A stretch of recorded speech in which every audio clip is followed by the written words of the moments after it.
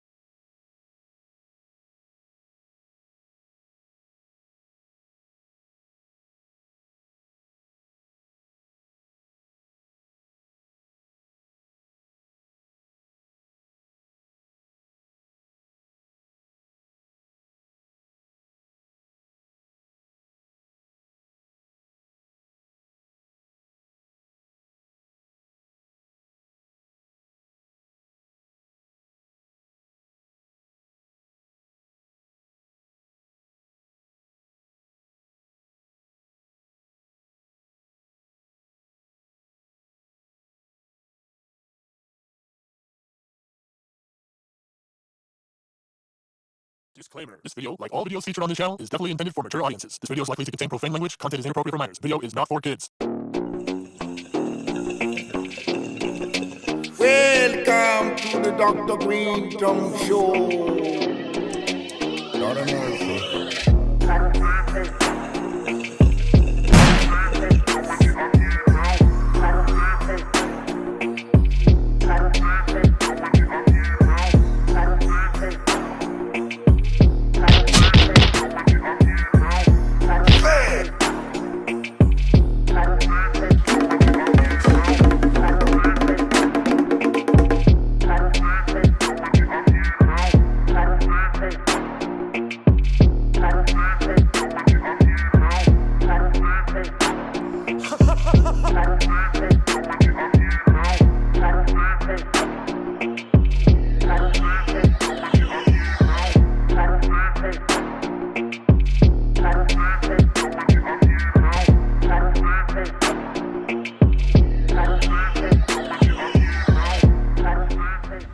Welcome to the Dr. Greenthumb Show, day 3 from Cali Vibes. What it do? I'm Dr. Greenthumb. We are live on Twitch, Discord, YouTube, and the home site, www.brealtvcontest. I'm here with Mr. Goodlight, DJ C-. What up on a Sunday? On a sick one. Also have Mr. Milligrams E-Zone. What's up? Getting a sick one started. You're getting the sick one started, huh? No, I've been behaving the last 2 days. Yeah. All right. Just been high. You keep it sick, son. Yep. We got the Concentrate King, Cali Blythe. What it do, what it do, what it do. And we got the legendary Psycho Leezy in the building. No doubt. Salute, salute. We outside. Let's go. In the tent, I should say. Yeah. And I'm Dr. Greenthumb. Hello. Welcome to it. We got the Brisket King in the house. Yeah. I see him walking through. BK. He didn't bring no hate briskets today, but we'll forgive him. I heard he crashed into the parking lot. I got it on film. Now Yeah, remember the time he wrecked the parking lot? them how ready he IPAs. He just kind of told us a little while ago. I think that was in response to not being able to bring a hate brisket today. The hate it's made with hate, but somehow it's absolutely delicious. Fury has flavor. Our theory is that hate has a little bit more salt to it, Yeah. so that's what makes the brisket tasty. Extra pepper. Do you think that you can make stuff like that though? Like, if let's just say you're an angry painter and you're always painting with you're angry, so that captures your emotion. So you think that you can, people would buy that kind of stuff even though they know you as you're like, yo, I don't put no love into this shit. Whatever emotion you put into it, I don't think people give it a thought until you tell them what it was. They just think, oh, this is kind of dope.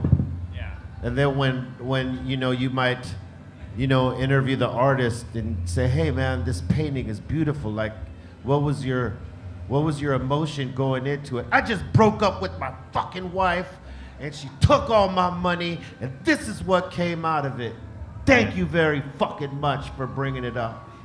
Right? And you're like, oh shit. Oh my God. Yeah. Sometimes hate. Sometimes it gets real. Hate tastes good. He does a beautiful thing with hate over there. I don't know how it happens. It's delicious, but True. welcome to it, guys.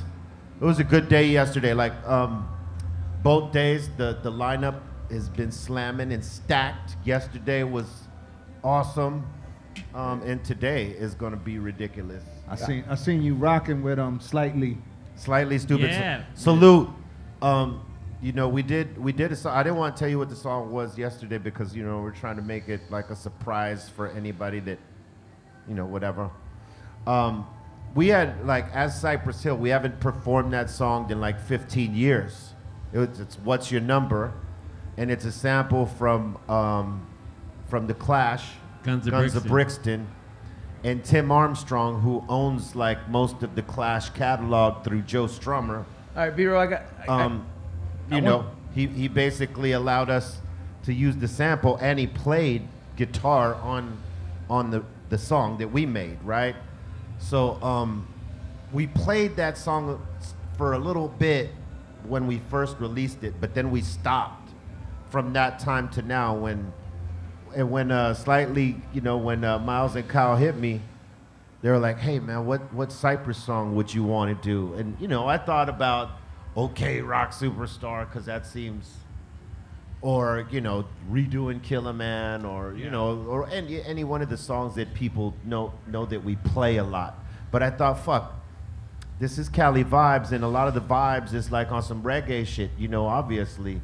So I said, man, this is one of our closest songs to a reggae vibe right here. B, I wanted to bring up, because I was talking with C- while I was walking around yesterday, and we heard while that was going on, and I'm just like, because the radio has and hasn't been your guys' friend for the most time, because the context of your music. But that was probably like the most mainstream song that you guys like style, not like mainstream, but like mainstream or kind of popish style that you guys ever made. So and it was very rare. I almost forgot about it while I was listening to it, because I'm just like, bro, I could see this in like a shoe commercial or something. Yeah, I mean the feedback was that, was like, oh man, I ain't heard this song in a long time, and fuck, they're playing it with Slightly Stupid. And it for me, I thought it was a natural plug-in. That to do a hip-hop song, let's do something that was played originally with the live band. Yeah. And that makes sense for this thing right here. Yeah. And it felt good. It felt good. I almost feel that when you do stuff like that, when it's crowds like this, because don't get me wrong, like your loyal fans are always gonna know your discography always. But Yeah. when you expose those kind of songs that are like gems, they get overshadowed, not in a bad way, but get overshadowed by the other main hits. Like you expose a new generation to it. Like you don't know that the effect that it might have. Like there might be enough young heads out there that'll be like, you know what? Let me make a TikTok video with this, and bam, it catches fire like that. Let me go find that song. Because a lot of these younger folks are like going back and finding the older songs, and like getting acquainted with them, like because it's like hidden gems and shit like that. So when you expose it to them, it's easier. They're fuck, I like that. Where do I find that? I think golden era artists probably like for a new way to like re-expose your songs out there, to do new content on the classic songs, because like some people are gonna go look at like the classic videos and be like, wow, this was iconic. But let's just say if you did like a 2.0 of like a classic video, just on like some like, hey bro, like we had these kind of buds when we filmed Dr. Greenthumb, but let's just say you did Dr. Greenthumb 2.0 in this era where you got all the shops, you're on the roof, you're you know what I mean? Yeah. You're doing something crazy. I feel that like the newer generation, because they're not gonna do the research, bro. Like the the attention span of like the generation out there is very short, bro. Well, some of them are actually. Some of them are, because like when we've been doing a lot of the shows that we just came off of, it's been a very much younger fan base out there. International though, right? No, just everywhere. And Yo, the trend, where it's going right now, is that a lot of young folks are trying to get like do the math on like, hey, these golden era motherfuckers did sampling and that was layers. We want to try that. So they'll go back and look at what the Beat Nuts were doing, and they'll go back and see what Cypress and Wu-Tang and Onyx and Mobb Deep and the rest of us were doing in terms of sampling and shit like that, because they want to bring this sound back. So I think a lot of young folks now are going to these playlists on Spotify from golden era artists and learning these songs and learning what they're about. Like at your shows, do you notice that the crowds are getting younger? I mean, that's what it's all about. These young cats, they discovering like new music. It's from the 90s, like, and they adding it to their mix now, Yeah. So putting it on their playlist and all that. So it's dope. It's like that with like every genre, because I feel like that's how like my taste of music kind of I feel like dipped everywhere. Because it's like you discover one yacht rock song, and then you look at the whole genre, and then you learn to appreciate everything. And people, some heads would be like, bro, that I was in the club, I got your mom pregnant during this song or something like that. You know what I mean? Like, or your tia got pregnant during these songs in the club, and you're just like, but you're rediscovering it. But I feel that if the current artists that are still from like certain decades before, if they just maybe did like 2.0s of their like newer content, dude, you already like a lot of them already have the fan base. Yeah. You know what? Established. I mean, the perfect example is we have a song called Se Acabó. Yeah. Shit went everywhere, went viral everywhere, and the song is 25 years old. That's a whole kid. But you got these young cats doing that little dance now, like Se Acabó, like, Yeah. That's and sick. it's crazy. It brings That's it back. why TikTok and those kind of things. TikTok, you don't yeah, stop. They go viral. They could bring something old back like that. Yeah. Hey, turn Cali's mic up. Yeah, man, you got me screaming. That's- You could raise this so you don't gotta. That's what's good about legendary hip hop. Like, it might go away for a little bit, but it's gonna come right back, boom, even bigger. 360. I'll say this, man. I want to give flowers to Son Doobie and Charlie Tuna, because they also came out with our brothers from Slightly Stupid and ripped it. Son Doobie came out, did his little doobie dance. He killed it, man. and he killed it. Like, he sounded good, Yep. delivered the goods. The energy, everything. Energy, everything, man. Hey, when it was, because I walked back to the parking lot with him, right? And then I seen his bag, and I was like, damn, Doobie, you got a little gift, I see. Dude, he had like the biggest jar of some purple ass weed, bro. Oh, they hooked him up. Dude, it was the Hell biggest yeah. jar, and I was just like, yeah. all right, Doobie. Doobie smokes weed. Don't let his little ass fool you. He smokes weed. He just be trying to like conserve like when he's there with us, but he smokes weed. And flowers to Charlie Tuna, because Charlie Tuna always rips on stage, any stage that he's on, whoever he's with. And he's been doing shows with Slightly Stupid here and there. And For a while now, yeah. yes, and last night, man, he fucking crushed it. it's the Charlie Tuna. And you know, the thing is, I'm on that song that they did, right? With that him and Doobie were on. I'm on that song, but I didn't remember any of the lyrics, so I could like not go and join them Be real. for a third verse. So, you know, I did What's Your Number? And, you know, that went over. So, you know, thank you to everybody who might have been here. You might be out there right now. You might watch this later, but thank you. It was a great crowd. Great experience. Rome was up there, Sublime.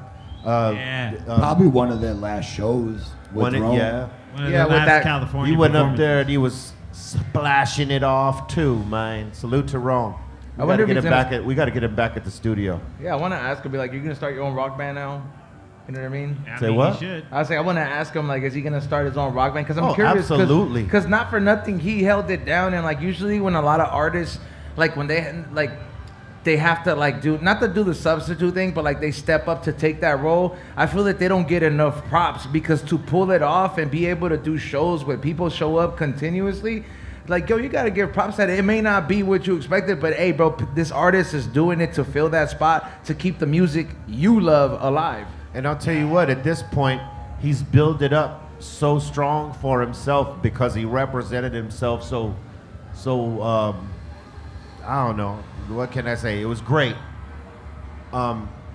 He can now go off and do his own thing. You know, it's not gonna be like you won't hear from him. He's actually a really great singer and he's a dope songwriter, so I think you'll see more from him. You ain't gonna see less. I'm actually. But he did, you know, help carry the music on. held that flag strong. Yeah, for sure, man. Salute to Rome. We got to get him up in the spot. A smoke very box. soon. Yeah, it was a good fucking night, man. And we were watching a little bit of Gwen Stefani last night. Ooh, She sounded killed it, dope. man. And she sounded really good. She did. Brought the A game.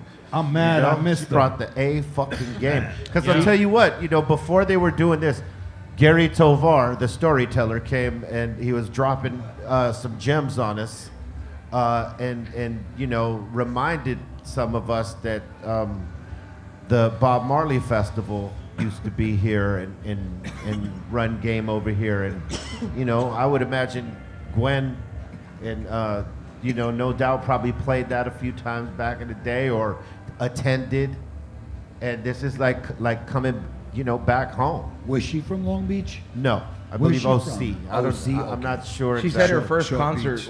their first concert was in the arena or somewhere like that. Yeah. She did something like that. You know, it's crazy. She had a lot of energy up there. Her stage presence was really big in it. I mean, I'm 34 now, but it's like growing up, like when I was in high school and hearing those hits and seeing that artist that you heard growing up is still up there moving, like, yo, like, but like, I'm talking about like on stage, you know, like that. I'm like, yo, she's been preserving that energy like on some Zen shit. What did it bring back for you to hear some of them songs? It made me E-Zone? want to put on checkered Vans. Made you want to put on some checkered bands? Yeah, like it made me want to put some Alright. checkered Vans on. I wish I had spiky hair to spike up again. Okay. How about you, C minus? It reminded me of like when that Tragic King, like, because a lot of her set, the first part of it was, there were No Doubt songs, but it reminded me of when Tragic Kingdom first dropped in 95, Right. 96 or whatever, and how big that album, like when and I remember like listening and being like, wow, she could really sing on that album, but she was performing live last night when she sang Sunday Morning. It sounded really, really good. She was killing it. You should have seen Colton. He was dancing away out. Colton was all Did he, wet. did he throw on his flip flops while he was dancing He was around? barefoot. Smooth. Was he doing the crip walk? Sea walking. Marbell Doing the taught him? moonwalk. Was he sea walking? Yo, I'm gonna In be his beat flip- walking up in my Vans. Cleaning lady had a mop.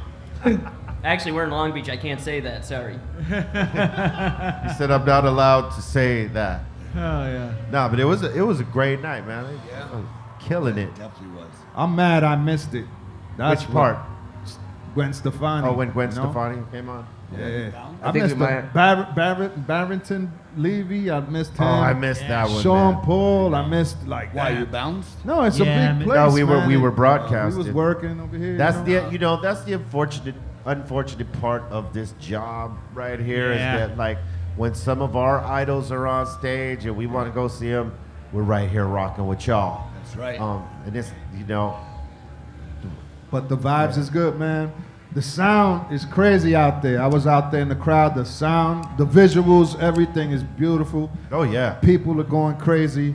The drone show on Friday was pretty dope. I was hoping for that yesterday. I don't know Me if it too. happened, but I think I might have left too early. They should have done Friday. it Yeah, yesterday. on the first night it was kind of later when they did it. And it was a slower night. Last night was packed. They should have done it. Yeah.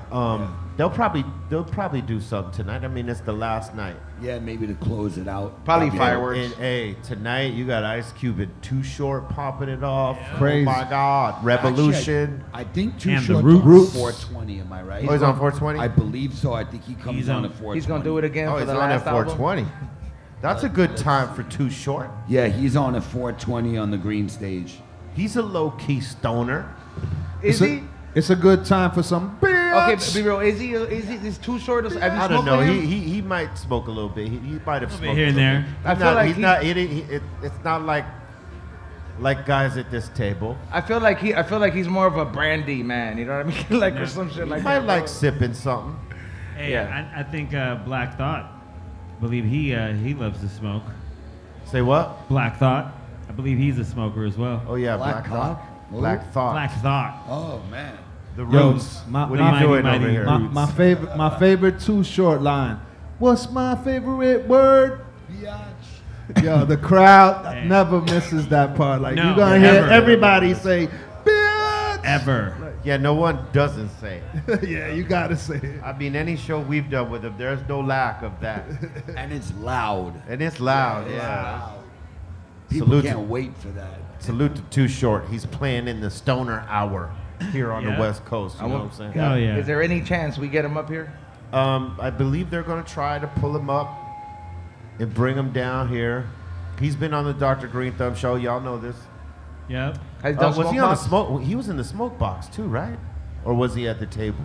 You know, He's be at real, table. be real. People underestimate the fucking smoke box, bro. Like, Man. I think anybody who is a regular in the smoke box, and I'm saying that because I'm one of the stunt lungs in the back always. Yeah. Like where it's like you keep the feng shui going in there, but I feel like that's almost firefighter training, bro. Because Yeah. at some point it gets so foggy in there that all you're breathing is other smoke.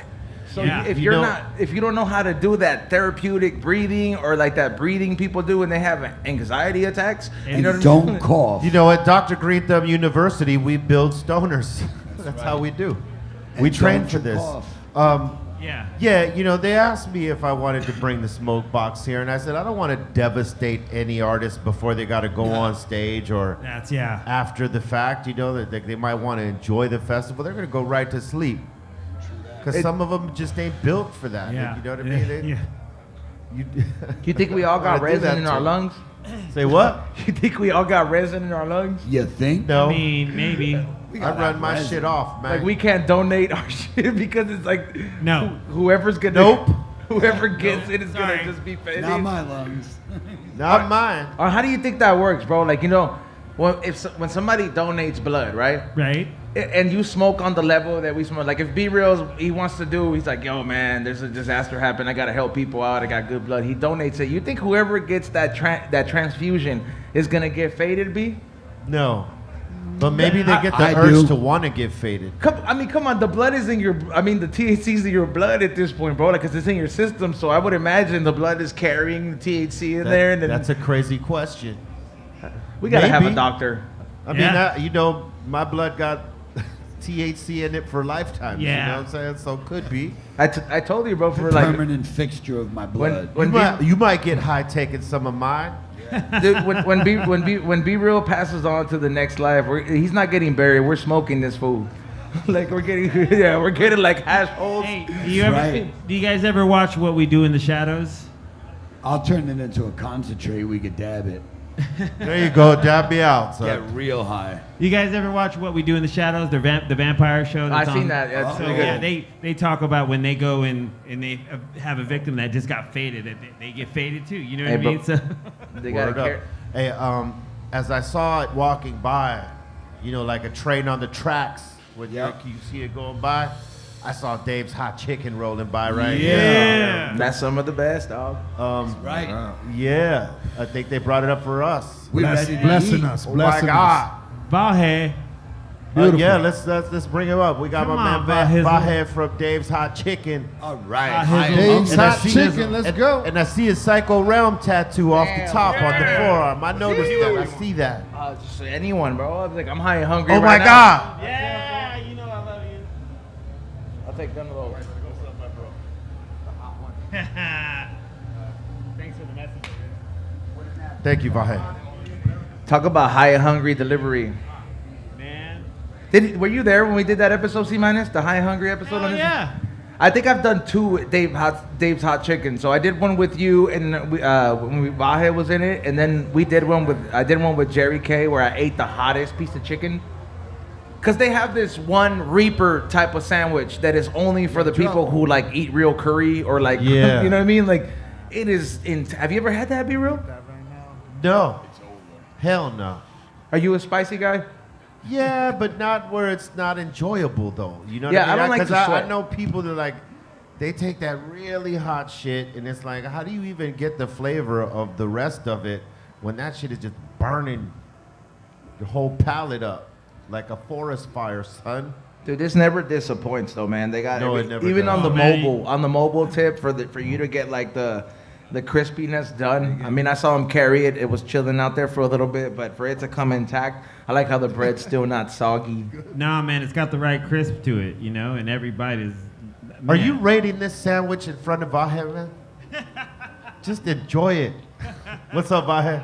What's up, guys? Thanks for having us. Hey, how are you enjoying and intaking and absorbing the Cali vibes It's amazing. this weekend? It's amazing. I love the energy. I miss it because, you know, the 2 years of COVID threw everything off. So this is festival life. It's in my DNA. How many people do you think have come to the booth? Probably about, I don't know, at least 1,000.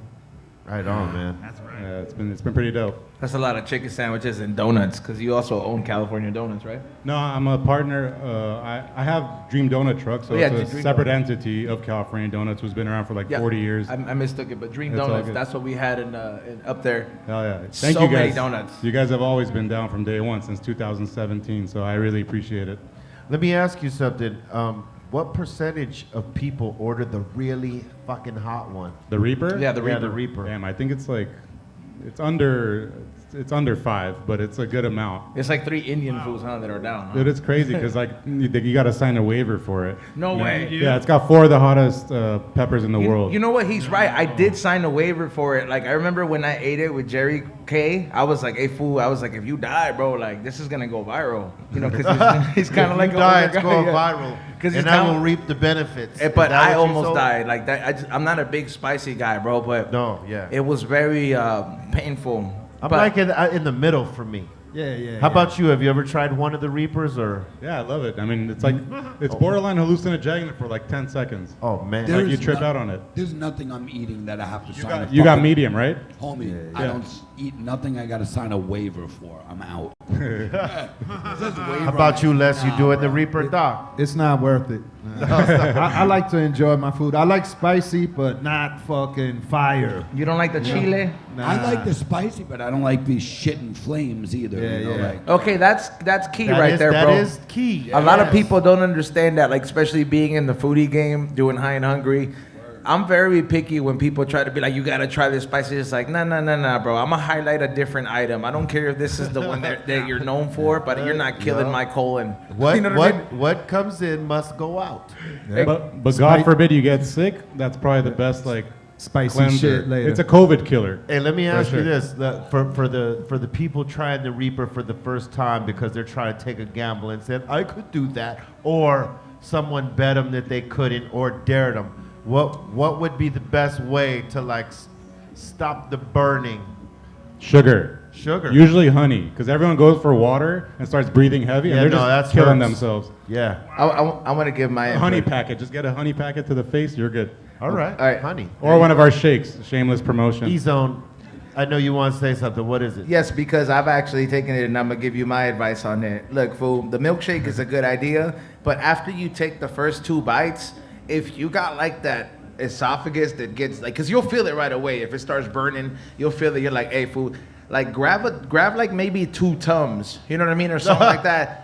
Take them after you took the first 2 bites, because at that point it's gonna balance out whatever acidity it's gonna bring into your stomach, and you don't know how it's gonna deal with it. So you might as well have like a mild burning than a full-on burn. So you're going into Tum zone. Yeah, I gotta do that. So I'm probably taking the Tums before or afterwards, like after the 2 bites, and then drinking a few water and then finishing. Have you tried the honey method as he suggested? I tried everything while I was at Dave's Hot Chicken and was burning for my life. Like I tried the honey, I drank 7 cups of water, I put sugar under my You tongue. fucked yourself. Yeah. That's where you fucked yourself. Yo, the you water. You can watch it on Be Real TV. It's High and Hungry. You know what's Dave's the Hot best? Chicken. You need a nice cold glass of beer. Dude, I would have had 10 beers. They Chicken wouldn't That's have exactly what you did. You'll be it just right there. Hey, Vahe, I want to thank you for bringing you these guys. up, Appreciate it. man. Yeah, man. Let them know where they could find you. It's easy, I know. Oh, shit, and he brought that Cali donuts. Vibes Donuts. Damn. Cali Oh, boy. Blaze Donuts. Dave'sHotChicken.com, DreamDonutTruck.com. We're nationwide now, so we're around 200 locations, and we got 600 more locked in. So, Dope. I just ate that chicken sandwich in 3 bites. Yeah, I could see. Booyah. oh, yeah, I'm glad you guys enjoyed Hey, it. he said Hey, let me tell you nationwide. what. If you've never tried these Dream Donuts, you Cali should. swallowed this sandwich. Easy with the swallowed. terminology, C-minus did too. bro. Word up. We'll Thank be you, back guys. with more. Phrase that. We'll be said- back with more Dr. Greenthumb Thank you, show guys. right after this.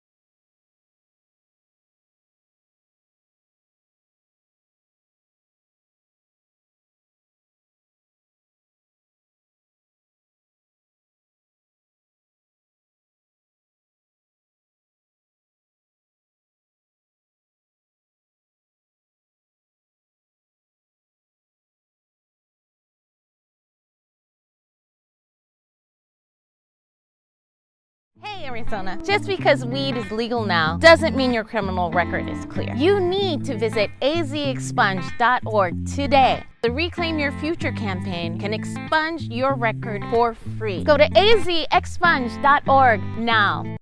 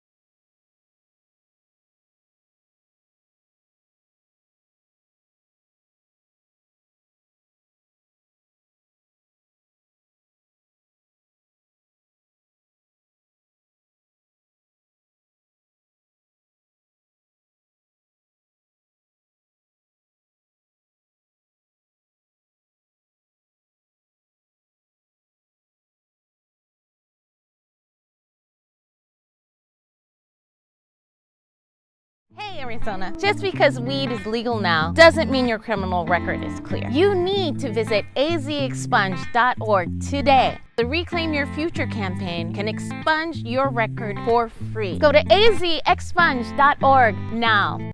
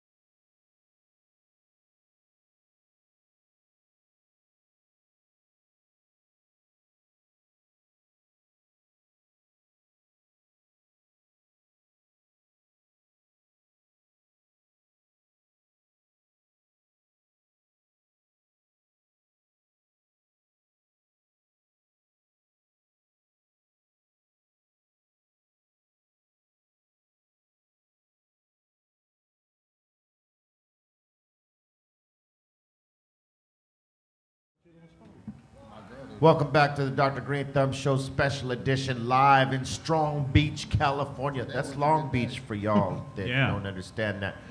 We are live at Cali Vibes, day 3, and joined at the table with us is my man Lucky I Am from Living Legends. I changed my name to 3. Lucky 3? Yeah, Lucky 3. All right, Lucky 3.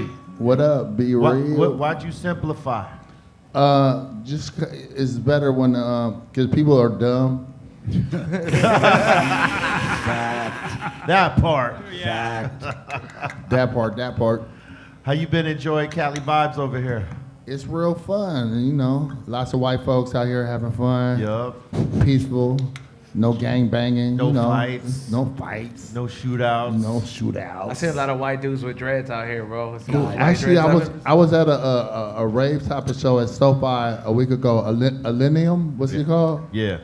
Somebody died at that show. Damn. Yeah, he got too high on drugs and he went out to that lake outside of SoFi? Yeah. He climbed up on a man-made waterfall and tried to dive into the shallow water, broke his neck. Oops. Now look, B, tell me this. If that happened at a rap show, there would be no rap niggas allowed in Inglewood ever. Right. Ever. Yeah, they would shut it down. No. You'd get immediately. Any promoter trying to promote in that part would get no insurance. No insurance, that part. And you could not throw a gig because if anything happens, lawsuit. Wait, but that's not the only thing that happened. Know what they did? They had a big, expensive ass LED screen, and they had this cannon that shoots fire out of it during his set, and they called it the Dragon. It's like a 30-foot wide mouth cannon. It's the only one in the United States. Damn. Why it burned up? It melted the LED screen, and they owed the company that they rented it from $10 million. Oh my God. Yeah, but why did they pay it and have a new one the next morning? I guess they got it like that. Dude, that's like buying a helicopter. I'm trying to be like that, where I'm burning up LED screens just because I want to do it. Yeah, can I get I'm to about that to burn situation? this one right here. I want to burn an LED screen. Sounds fun. Like it ain't nothing. Throw it in the gutter and go buy another. Let's go. That's when you got it. That's Eazy-E life, right? Is that the rock star equivalent of like smashing a guitar after every performance? Shit, I'll burn an LED screen on your ass, nigga. What's up? No, the equivalent is, a rock star being at the top of a high-rise hotel, throwing every fucking thing out of the hotel, out of the window. Have you done that? I haven't thrown shit out windows, but we've destroyed things. Yeah. You almost threw I something out almost the window. threw some shit out a window one time, but it TV. was more in anger than it was Yeah. in like I'm Like being reckless. Yeah, no, we don't. That's some white boy shit where you just start like wrecking shit in a hotel. Yeah. We don't grow up like that. Like nigga, if you break a glass, you might get your ass whooped at home. Yeah. Bro, sometimes you don't even want to touch the mini bar, bro. Fuck destroying some shit. No. Like, No, you can't touch the mini bar. Once you move the shit, you get charged. that's what I'm saying. You be careful about it. How you finna break For shit me, in there? anything we destroyed was mostly in the backstage area, like the dressing room. Ooh. Never fucked with the hotel. I didn't anyway. I figured it would be more costly to fuck up the hotel. Oh wait, can I ask you a question? Yeah. Are you the type of a smoker who just goes ahead and says, "Fuck it, I'm gonna pay the smoke charge for the hotel"? Yeah, you said fuck it. You just add it to your expense, right? I did it for so many years for the team because, my room is church. Yeah. Everybody, that smokes, and that's everybody on our crew, feels safe. Wait, do they charge for one room or do they charge per room for smoke? No, they just charge my room. Oh, so you let everybody smoke in your room? Well, because everybody just smokes in my room. We'll all come up and we'll, do it in The my room. headquarters. Yeah. And, no one else takes the charge. Okay, I got a question. Before you had it like that, what were the methods you would use to smoke and not get caught in your hotel room? We'd put shower caps on the smoke detectors. Right. Because sometimes That's a good they one. have shower caps at the hotels, and if they didn't have one, we always brought one. So we would put shower caps on the smoke detectors, wet the towels. Ooh, at the bottom of the door. And put them at the bottom of the door. But wait, doesn't smoke rise? And if you had some kind of spray or Odium. Yeah, odium spray. Yeah. Odium. That would be the technique that we had. Yeah, my crew member Aesop, dumbass, think that he could flush the toilet and blow the smoke down the toilet. That shit don't work. That worked on airplanes. Oh yeah. Oh wait. No, even wait. Hell no, You even smoke the on airplanes. wait, are you saying you lit up on a commercial air flight? Well, back in the day, we don't do that shit anymore. But way back in the day, maybe on our first couple of Europe flights, we took like a sneaker toke and we blew the smoke into the sink. And the other one is the toilet because they both take pressure to like make the water come down. You know what I mean? So when you flush it's air, it's suction. Yeah, I know. So like we're blowing smoke into that shit right there. Now like they have this shit that which I feel like if you don't know about it, there's this shit called the Smoke Buddy, which is like a filter. Yeah. And you kind of like if you hit anything and you blow into it, the smoke disappears because it's kind of like 5 air conditioning filters in that little bitch. Oh. And it's called, those don't always work that no, great. they do, bro. Like they do. If you're not smoking a blunt, because a blunt's gonna be all loud or a joint. But if you just like doing the bowl real quick, or if you just hitting a vape and you're not trying to set it up, just Smoke Buddy. Well, if you're hitting a sneaker to or like a one hitter, one hitter. Those are good for that. But if you're smoking a isn't that joint, wait, what's the penalty if you get caught smoking weed on a plane? Wait, have you got caught? I feel like I'm interviewing you. Welcome to the Lucky Show. Hello.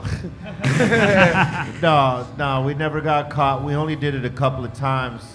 But I think the fine is, I don't know. What you're an international smuggler. But I would imagine that you get a flag on your account, or they put you on a no-fly list. You get an international smuggling charge.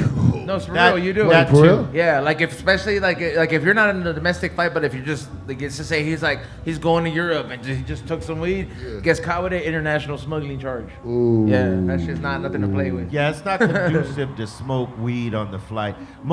I would imagine that most motherfuckers now that have to smoke, they're doing it in the little vape pens. Shit, y'all are getting me high. Oh shit. Yeah, they rocking the vape pens, if anything. You know what I mean? Because those are incognito. They're not loud, and those don't create a lot of smoke. Okay, one more question, and I'll let you do this. Who has ever smoked you out under the table? Me. That's it. Nobody else can hang.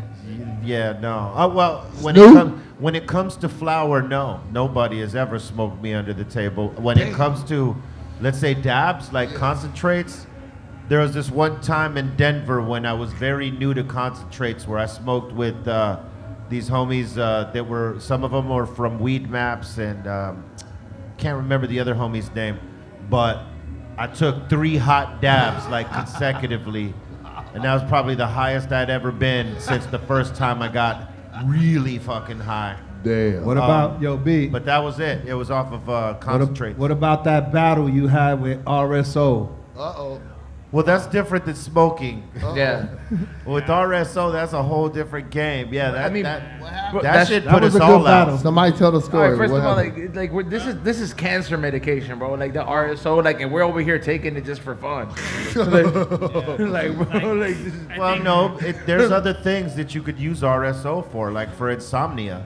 Yeah. If you can't sleep, it helps you go to sleep, and that's why I was trying it. I need that. I wasn't fucking with it for the sport of it like you were. Yeah. You know what I'm saying? Damn, I we was put you on actually blast. trying to get some REM sleep. Damn, So, O'Shea. I took I thought 2,000. y'all squashed it, O'Shea. I took 2,500 milligrams in one day. Yeah. Yeah. Like I did. It just straight. I think it was like maybe 15 capsules total. Like just kept taking them, and and he I was. ain't got no problems. He's just trying to, like, put himself in a different orbit. Wait, Yeah. damn. And the crazy thing about it is that it takes like a few hours to really hit. Wait, for real? Yeah, 2-3 Wait, hours. why do people sell the weed gummies saying that they can put you to sleep? Because I got some from a dispensary in Vegas, and I took like the gummies that they recommend to go to sleep, and then all of a sudden, just 3 hours later, a nigga just high, not sleepy. Yeah. Because it was probably a low dose. For real? Yeah, everything in Cali is only 10 milligrams. No, per it was piece in of- Nevada. Oh, Where I was in Vegas. Yeah, I think it's only just a little bit more in Nevada, but like They it's- still have low yeah, dosage. They still have the, a cap. The stuff we're talking about is not necessarily in gummy form. It's not like in an edible. That should look like we heroin. put it in a gel cap, right? Yeah. So I it's need, like I need it. Yeah. Is it here? Is it here? I might have some. He might have some. I need that. And so, like, if you take it around, like, if you take a significant amount, it's gonna hit you heavy. If you take the right amount, it'll hit you right. You'll get the sleep you want, and I need it'll that. be awesome. How do you feel when you wake up though? Are you groggy or what? Okay, well, let me give you the difference, right? All If you take the right amount, you wake up cool. You feel like you got your sleep. You're ready to function. If you take too fucking much, yeah, which we all have, Yes. What happened? you are high as fuck, and you kill don't want to yourself. smoke till that shit's over. Look, so that's what I because, don't need. because I take a lot on the extreme, on the regular. Yeah. And I feel that you would fuck around and find out. Yeah. You know what I mean? So I feel that if you're gonna fuck around and find out, just make sure that you're drinking enough water, because Yes. the dryness of your mouth when Yeah. you're sleeping will wake you up. So you'll wake up coughing like, what the fuck, and your tongue is like a parrot's tongue, bro. Just Yeah, all it's dry and you shit. got yeah. How you know what a parrot's sound like? Because it bit me before. You been kissing parrots? Nah, I've been bit before. Oh, bit. I'll co-sign him on the dehydration. Yes. Okay. If you do Wait. it, you're gonna be dehydrated. So you want to drink a lot of water before, and then See, right after, burn. like when you wake up, you're gonna be drinking a lot of water. So it's technically natural because I've been trying everything to sleep. Like I even tried that. Have you heard of NyQuil Z? Yeah, that's just amateur though. I tried it too. It don't do shit. Dude, know what it did to me? It like made me like I was sleepwalking off of it. Oh damn. That's crazy. Yeah. It was dangerous. What was you I doing? tried Ambien too. Ambien, my brain fights Ambien. My homie told me he came by my house and I let him in the house, had a 15-minute conversation. He said I was acting hella weird, so he got Yeah. out. And I was like, no, you never came over. And then I realized I wasn't awake. Nah, Yeah. you should try like the That's SHO, which is solventless hash oil, or the RSO. 3 need some of those. Yeah. Yeah, I need that. Yeah, we need to, like, get you on this program. Yeah, put me You on will- the program. You Put will the- appreciate the sleep that you get from it, but you got to start take it like around 7 o'clock. What time do you normally go to sleep? There ain't no normal time. What time do you want to go to sleep? After I finish handling business. What time okay. is that usually? Okay, that's just gonna let you know when you Hold on, finish. hold on. What No. time is that usually? I say I would love to go to sleep before midnight. All right, so if you want If I'm not on tour or some shit like that. So if you want to go to sleep before midnight, you got to take that shit around 8. Whoa. 7 hours. I'd say earlier. Yeah, 7. 7. All right, 7. Because you're going to ride out a little bit of it, Yeah. and then it's going to hit you heavy.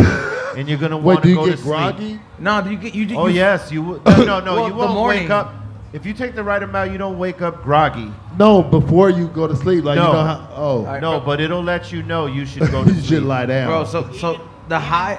Go ahead. Even if you think about fighting it, it's gonna win. Yeah, it's gonna win. But the best thing about it though is like you remember when you first got high the first time and you had the giggles, like you start playing. Like I remember when I started fucking with this shit, bro. Like I started like carrying my cat. I was happy as fuck. I was like, check you're it the out. best. Like, and I get was like, I am excited. fucked up. Hey, when you just do it like this, when you take it, right?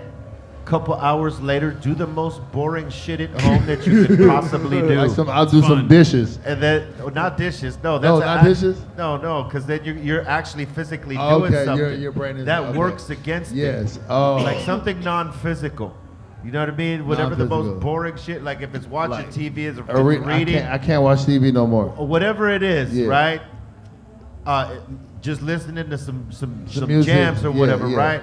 You will slowly but surely get put out, and you won't realize it till you're fighting it. Ooh. And when you're fighting it, that's when you just gotta go to sleep. Go to sleep. And you will What kind have of a great dreams do you have off of it? Yeah. Just water. What kind of dreams? Oh, what kind of dreams? Yeah. It varies. Nah, you don't have any, bro. Trust What? No, he said he don't have any. Nah, It you're does. just Sometimes you do, sometimes you don't. It varies. See, Everybody's different.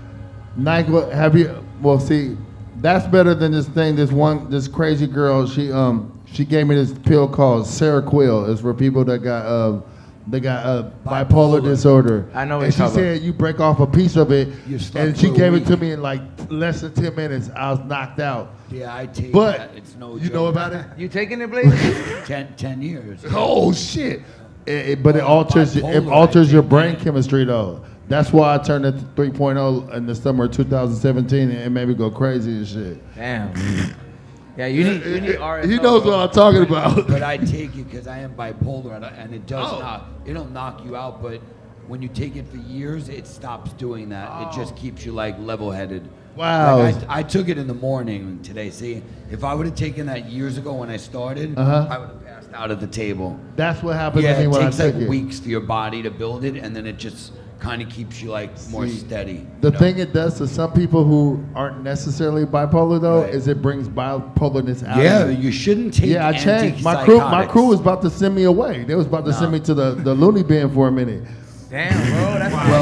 That's serious, bro. Sorry, no, for real. Yeah, they're antipsychotic medicines. If you don't have those issues, it can create issues. It did. That's what it did to Definitely. me. It's like It what do they call it? reversed it It's for a psychotropic drug. Yeah, Yeah. that's what it is. And B Real's like, man, we over here revealing ourselves right now. That's all right. That's what this show's about. Yes, it is. Give this man some RSO, bro. Yeah, we gotta give you some Please, RSO. I beg you. I'll put it on layaway, please. Oh, we're gonna make it happen. Give him a Hey, prescription. Is there anyone you want to go see tonight? I want to see this man set today. Yeah, yeah. Yeah. I mean, no disrespect to this festival, but I just don't. If I was on a set and I just wouldn't feel comfortable, I think Ice Cube should be over here. He's gonna be here at I 6. thought so too. He should be on this side. I mean, I'm just being honest. Yeah. I mean, that's a nice little stage over there, but this is Ice Cube, you know what I'm saying? That's exactly what I thought. We're in Southern California, you know what I'm saying? Yeah. I mean, if that makes the people mad who are doing this, I'm sorry, but I got to be honest about that. No, I think that's 100. I mean, you are right on that. I mean, it's Ice Cube for sure. I wouldn't feel comfortable with my name being in front of Ice Cube. But I'll tell you what, he's gonna rip it down Oh, on yes, that he other, is. that other I set. know I'm gonna be over, and I want to see Black Thoughts rapping ass. Oh over yeah, there in the Roots. The Roots are gonna kill it as well. I mean, they're always tight. Yes. Yeah, And actually, you know what? Today I get to rap after Ice Cube because I'm gonna go with Revolution and do something. So Nice. there we go. Oh, so he's gonna get on with Revolution. Yes. Oh, that's fucking tight. Yo. Yeah, that's And you're So gonna I get on with him too. I get to tell my grandchildren I got to rap after Ice Cube. Nice. Hell You're gonna yeah. be like, what? That's what's up. Wait, can I say something real quick? Yeah. Real quick. Do you know I remember where I was when I first seen your I could just kill a man video. And I was like, man, this shit is the shit. So I just want Thank to give you. you your flowers, man. Thank you, You've been sir. doing this shit. You're the shit. Hey, You already know that. Likewise, man. Thank you very much. And much love to you, man. You know, rip it tonight. I know you will. Oh yeah. As you always do. Yeah. You don't freeze up. I don't like out there is a lot of people. I don't really like being around a lot of people unless I got a mic in my hand. Yeah. I hear that. There you go. He said, I feel the same way. I feel the same fucking way. Word up, man. Lucky 3. Living Legends, Living man. Legends new album, The Return, is available everywhere. Go to legendarymusic.net because fuck them streaming services. I'm not gonna promote any of them streaming services because if you know us, you know we started off talking about fuck record companies and now they got this shit that's worse than record companies where they pay you less than a cent, less than a fucking penny every time they play your shit. 3/4 of a cent. 3/4 of a cent for your music. So I'm not gonna promote none of them. And the funny thing to me is like, every year in December, I see all these artists at the end of the year bragging about how many streams they got. To me, that's like a slave bragging about how much cotton they picked. So that's all I'm gonna say. Hey, Living Legends, baby. tell you what, Control let Destiny. me tell you what, Y'all niggas is dumb as fuck for that shit. Let me tell you what, look. I've been telling people about that. Look, I picked 10,000 bales of cotton, y'all. Look at it. Look at my views. I got all these views. I picked 20 billion bales of cotton. That's what it is when you brag about streams. I hear that because I've been telling people about how fucked up the royalty rate for an artist is on these streaming platforms. It ain't cool. It's not. No one is gonna change. It's only gonna change when the top 1% of niggas that actually make money off of that shit get together and be like, "Fuck this shit." Yeah, this ain't right. We can stop it. If everybody got together and just pulled our shit off to them, what the fuck they gonna do? Because I know the motherfuckers that work at fucking Spotify and Apple Music and all that shit, they don't pay their employees less than a cent to work at that bitch, and them motherfuckers aren't creators. They don't create none of that shit. So if we take our art off of that shit, what they gonna do? Yep. Because the record companies made deals that we weren't They did a part it before because they saw it coming. That's when they gave them the money, and then they gave you your music because now they double dipping fucking you. They're fucking you from the ass and from the. Never mind. All right. Yeah, as artists, we didn't have representation in that negotiation, and that ain't. We wasn't in the room. That ain't cool. Now, Word up. I mean, I wasn't in the room because I never signed to a record company anyway because that shit is a fucked up bank loan, and I'm cool on that. I'd rather be independent as fuck. Are you guys selling? You guys are selling on physical media, right? Like CD and vinyl. Hell yeah. Absolutely. And we sell vinyl for like almost $100, nigga. Hell yeah. Word up. How you think I get these chains? No, I'm just playing. I got real estate. All right. Let them know where they can find you. At legendarymusic.net. Word That's up. where you should go get my music. Like, out of all my crew, like my solo shit, all the fans be like, "Lucky, where your solo albums? Why ain't they up on the DSPs?" But I said because they can get these nuts. I ain't putting my shit up on there. And I told my boy Aiming the Empire, you better not load my shit up on there. If they want my music, they can come to me and get it. That's right. That's right. There you go. Salute to you for taking a stand like that, man. I mean, we've been like that since the beginning. So, I mean, just the whole idea of letting a company fuck you in the ass willingly is just against my morals. I'm like, I'm too smart for that shit. Like, I'm not playing that shit. That's Without right. consent. That's right, man. Salute. Control Destiny for real. We meant that shit. And all the label shit, we used to go. We had meetings. All the labels tried to sign us, like, but we would go in there and they would listen to us talk, and then it would turn them off because they're like, these niggas are too smart. They're too smart. Yes. We can't They give want them no. They know the deal. They're gonna renegotiate Know what they do though? everything. They would buy us lunch and they'd be like, you could. It's back when they had tapes. They'd be like, you can have the promo tapes, and we would take their promo tapes and dub over them and sell them. There you go. That's hustle. That's Damn. called hustle. Now that's gangster rap. That's right. All right, we're gonna be back with more Dr. Greenthumb show right after this. Yeah.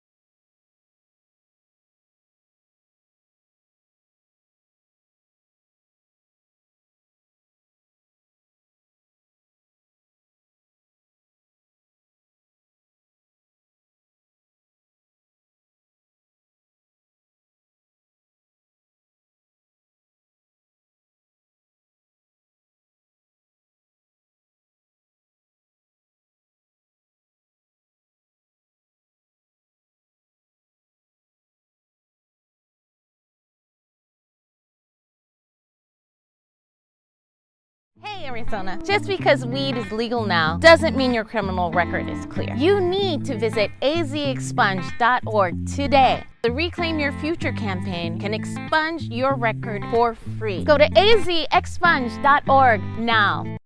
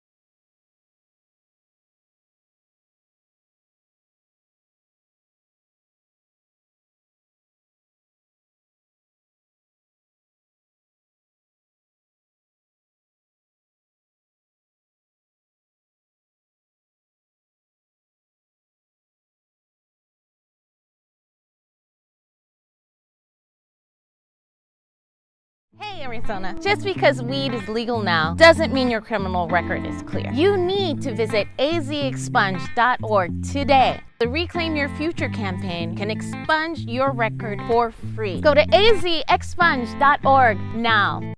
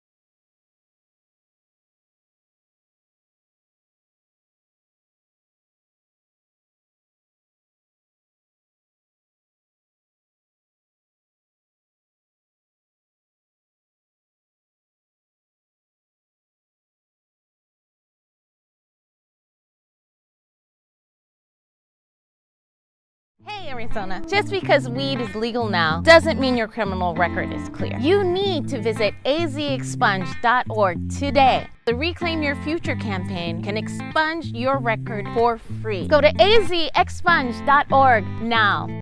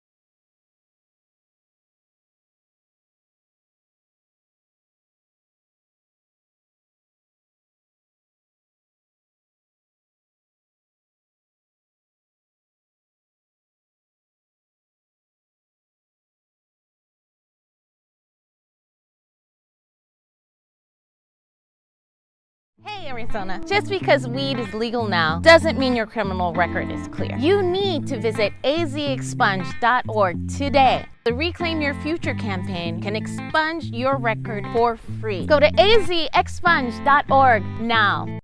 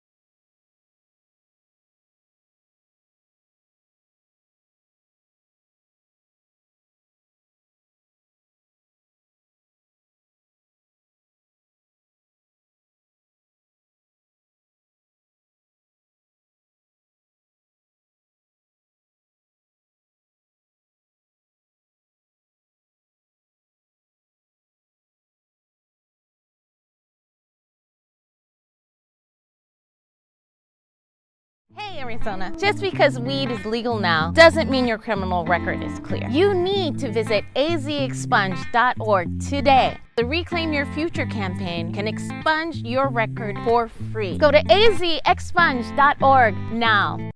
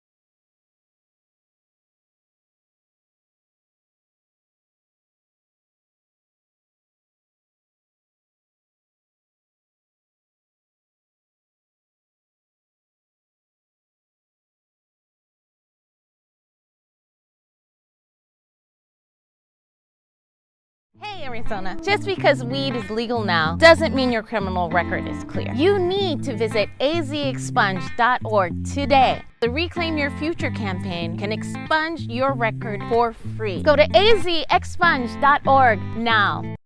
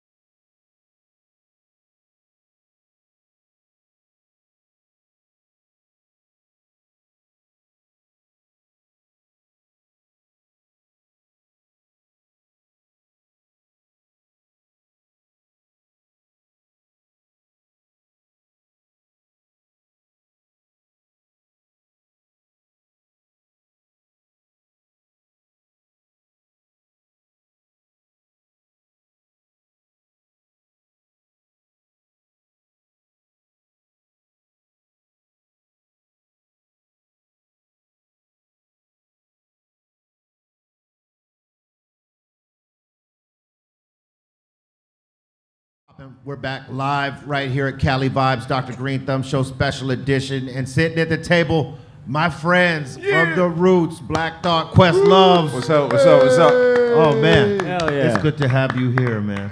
Thank you. Thank you. People don't know how far back we go. Yeah, man. Day one. Yes. Absolutely. Hey, we got to see you do a lot of shows like during the course of both of our careers, Yeah. and I got to tell you, if you haven't seen the Roots, man, you got to go see one of the best shows in hip hop, straight up. Oh man, thank you. Yeah, we definitely cut our teeth on the road with Yeah. you guys, man, with Cypress. You know what I'm saying? A lot of those tours. So we learned a lot from y'all, man. You know? Yeah. Yeah, y'all taught me to never ever play CeeLo. That's Take right, it on my per diem. We're running CeeLo games. Damn. I try to tell you, Cali Blaze.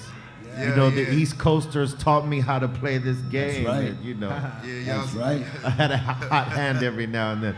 Hey, how was the crowd like for y'all? Or no, you guys are coming up in a little bit, right? Yeah, soon, yeah. What's Tonight. Have you guys checked the vibe out here? Man, it's amazing. The vibe It's is crazy, amazing. right? Yeah, the energy is high. It's a beautiful get together, man. We played it last year for the first time. I mean, I came out and hosted and brought Slightly Stupid on the year before that, and just like seeing it for the first time, it was like, Yeah, it's breathtaking. yeah. Yeah. And then getting out there and playing. I think we played the stage that Cube's playing tonight. It's wow, man. It's such a good vibe, man. The mixture of all the different genres that pop off, but Hip hop jam bands, Yeah, hip hop, sure. yeah. it reminds me like a European festival, like Yeah. the diversity in it. Yeah, absolutely. I think now, like, America is acclimated to the festival. Yeah. You know, Yeah. when we started, you had to go to Europe and Right. stay there, and you know, and People in get the used to States it. have adopted the model now. That's Yeah. right. You know? Hey, Quest, flowers on, you know, the way y'all put together the 50 celebration with the Grammy joint. Thank you, man. Thank Yeah. That was fun, man. Let me tell you, being around everybody, like we used to all like sort of be in the conventions that used to exist, like Jack the Rapper Right. and the New York Music Seminars How can I be down? and the Gavins and all that stuff. And it, like there was a togetherness vibe amongst a lot of us in that time. Yeah. And seeing everybody put together for that celebration, it was, I mean, of course there was some people not there because maybe their schedules or whatever, Yeah, but yeah. man, like just everybody that was there, it was awesome, man. Thank you for that. No, it was 'Cause I know you amazing. had something It was I know amazing you to had do a lot that, to man. do with it. Thank you. Yeah, like, in doing it the first time for the Grammys, you know, I thought I had like a half hour. Yeah. They were like, nah, you got 8 minutes. You so. got 8 minutes. So That's we tough. definitely knew that if it came off, that we should do an entire special on, you know, what we did with that thing. That's what I wanted to really do with the Grammys. But, you know, we got to do it regardless, and people saw it and they enjoyed it. So, yeah. Hey, what you put together was dope, man. The mixture of it and like the way that it was a medley in different groups of it, that was awesome. Thank you, man. Thank you. And I can't wait to see y'all tonight. Oh man, I can't wait to be seen, bro. It's been a minute. Yeah, it's been a minute, right? You know, yeah. Do you guys our 300 day a year thing Yeah. is now whittled down to a normal maybe 50. You know what I mean? So Yeah, because you guys were one of the active groups out there, like shows, like tours all the time. Yeah. You know, we'd see y'all coming across on the circuit here and there, cross up with you. I remember Everywhere, you guys were in Amsterdam, and we were like on a day off before we were playing, or maybe we had just played the night before, and we got to see you guys At the greenhouse. at the Milk Bag or something like that. well, we also did Or Lollapalooza Paradiso. together. Yeah. I A lot of remember. those early runs. We did Lollapalooza. Yeah, we did Lollapalooza. And that's right. Smoking Grooves, Yeah, and Smoking Grooves. Yeah. so you know we learned from y'all. Yo, I remember we did some Walking in the crazy audience. shit. We went to Japan together one time. That's right. That was another festival. Was that was for Lollapalooza in Japan? Yeah, that's wild. Yeah. I think was Public Enemy with us? I think Public Enemy was with us. Yeah. That was a trip, seeing like in Japan, seeing the lowrider scene at that point, how much it had grown, much like ours here. How long ago was this? Yeah, Coolio Coolio was with us. Yeah, Coolio was there too. What year was that? That was 96. yeah, 96. Yeah. Nice. No. That was 98. Yeah, It was 98. Yeah. Man, That's crazy, man. Right? Shit. Been a minute. Hey, man, it's good to see y'all and see y'all active. Are you guys doing any tours after this? Or just, We're just doing this one date. I know I sound like a broken record. What's a record? But, our album will be out by the summer of this year. That's what's up. I know a lot of people will be glad to know this. Yeah. Because, I got something for you, everybody Quest. loves y'all. Everybody I got loves something, Quest, for you. What's up? I got something for you. Oh, of course. Yeah, we gonna talk. Bring it. Before y'all go on, do y'all got any, a lot of bands, groups, artists, whatever, they got a pre-show ritual that they do. Y'all got anything specific y'all do? I mean, with us, it's just, it's brotherhood. It's just brotherhood. We listening to music, just bonding together, just get the energy up, you know what I'm saying? Get the vibe up. Yeah, keep the vibe up and take that out on the stage, That's right. Y'all got a timeline on the album, when it's gonna drop? Yeah, hopefully. Hopefully by the end of the summer. Right. We've been working on it for 10 years, kind of stalling the process, but it's coming. It's coming this year, definitely. Sometimes great things take their time to come in. You know what I mean? Yeah. It's like you cannot rush to get it wrong. You can't rush greatness. So. It's all about timing. The timing got to be right, man. I told them. I think back, when we used to be on structured record deals, there was the pressure of time. You had to you had to put it in at a certain deadline, and if you didn't put it in on that deadline, at least on a major label, they were going to tax you for every month that you didn't turn that record in. So, it was pressure. And now if you do it independently, you don't have that pressure. You can do it however the fuck you want. Take your time, get it as right as you need it to be for you. Right. We owe one more to Def Jam. Really? And then we're free. Yeah. Nice. It just hit me. I used to intern at Rough House. At Rough House. So at the end of y'all debut record is when I started interning there. I would see y'all in the hallway and whatnot. You know what was crazy is Scott Storch was also working at Rough House at that point interning. Scott used to be in there with Cam. Scott Yeah. and Cam had a little group together. That's crazy, And man. Andy Kravitz. They had a great thing, Rough House, going on. I think they had a really good vibe until the two guys decided they want to step away from it. But it was a good camp, man. So this is a Rough House camp. Yep. Word up, man. I don't want to take too much of your time, man, because I Thank know you. you guys get ready. I love Yeah. you guys. Thank you. You know Thank you this. all. Hell yeah. And I know you're going to rip the fuck out of it. Yes, so we will. Thank you very much. Thank you. Looking forward to that new record. That's right. Look forward to that new record. It's coming. Black Thought Quest Love, y'all. Thank you. Roots. We'll be right back.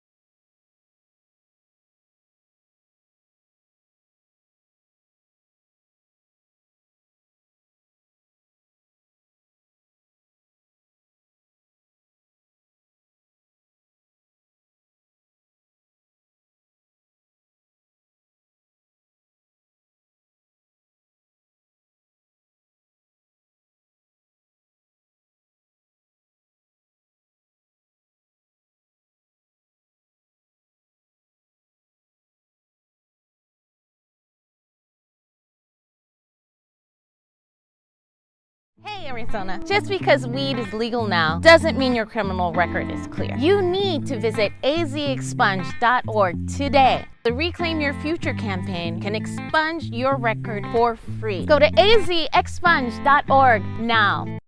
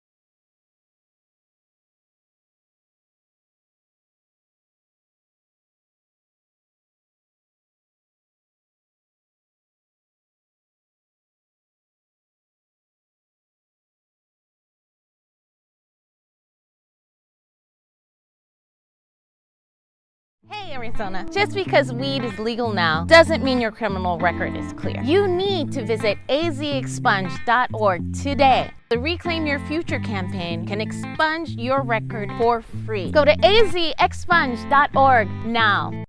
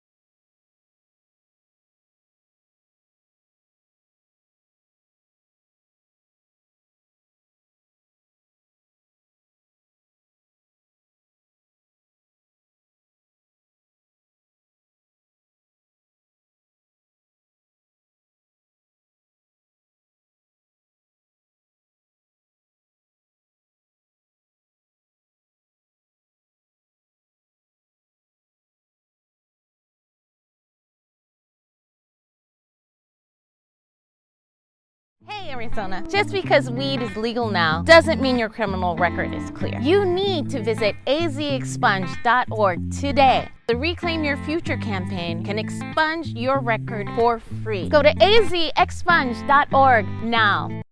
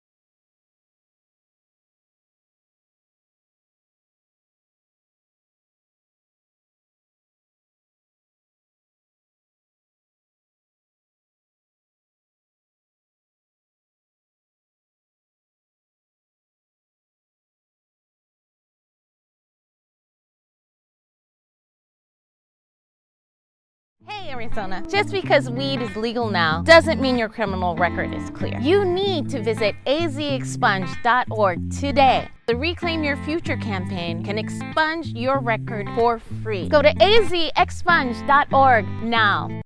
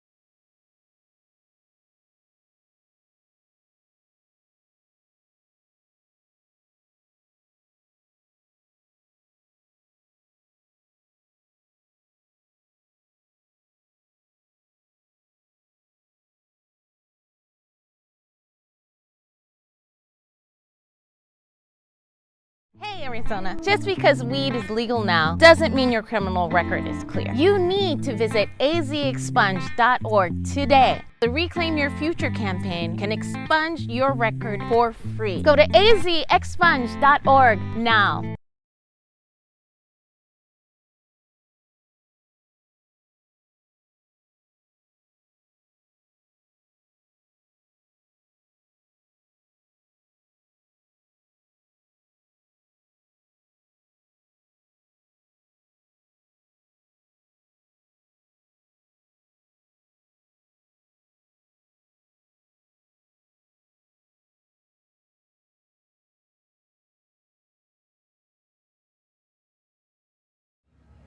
Welcome back to the Dr. Greenthumb Show live in Long Beach, California at Cali Vibes, day 3 in the year of the Mamba.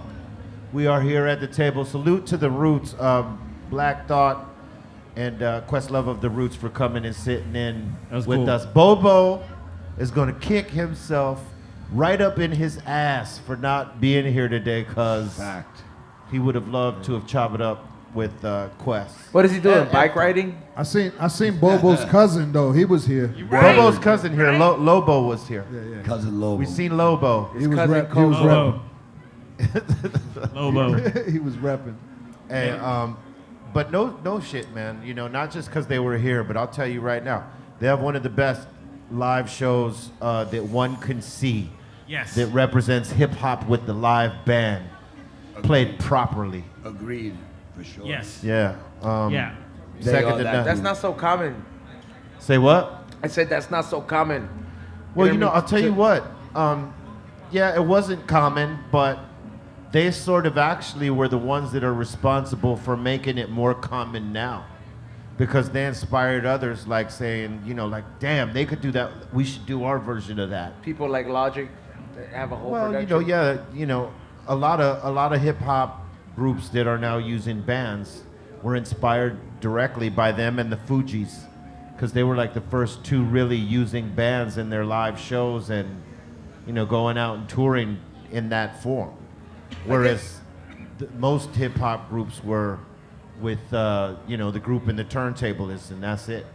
Some of the newer generation, like musicians, use it as well, but you just like I feel like they get undershadowed because it's not. They don't give them too much credit for it. Like I remember Mac Miller, R.I.P. Before, like he was doing some live band on certain productions. You know what I mean? And then you're like, because he was a real hip hop head too. Oh yeah. So absolutely. it's like it's cool to see it like come back these days. But I feel like I would like to see it if I saw more production, like band or live music to play the beats at certain concerts. I would feel as a consumer of music like I got my money's worth. Because sometimes, like, especially these days, you see a lot of motherfuckers just rapping over their vocals, like over their ad-libs, and you're just like, bro, like, I didn't pay like $60 to come see you bob your head to your own song. Yeah.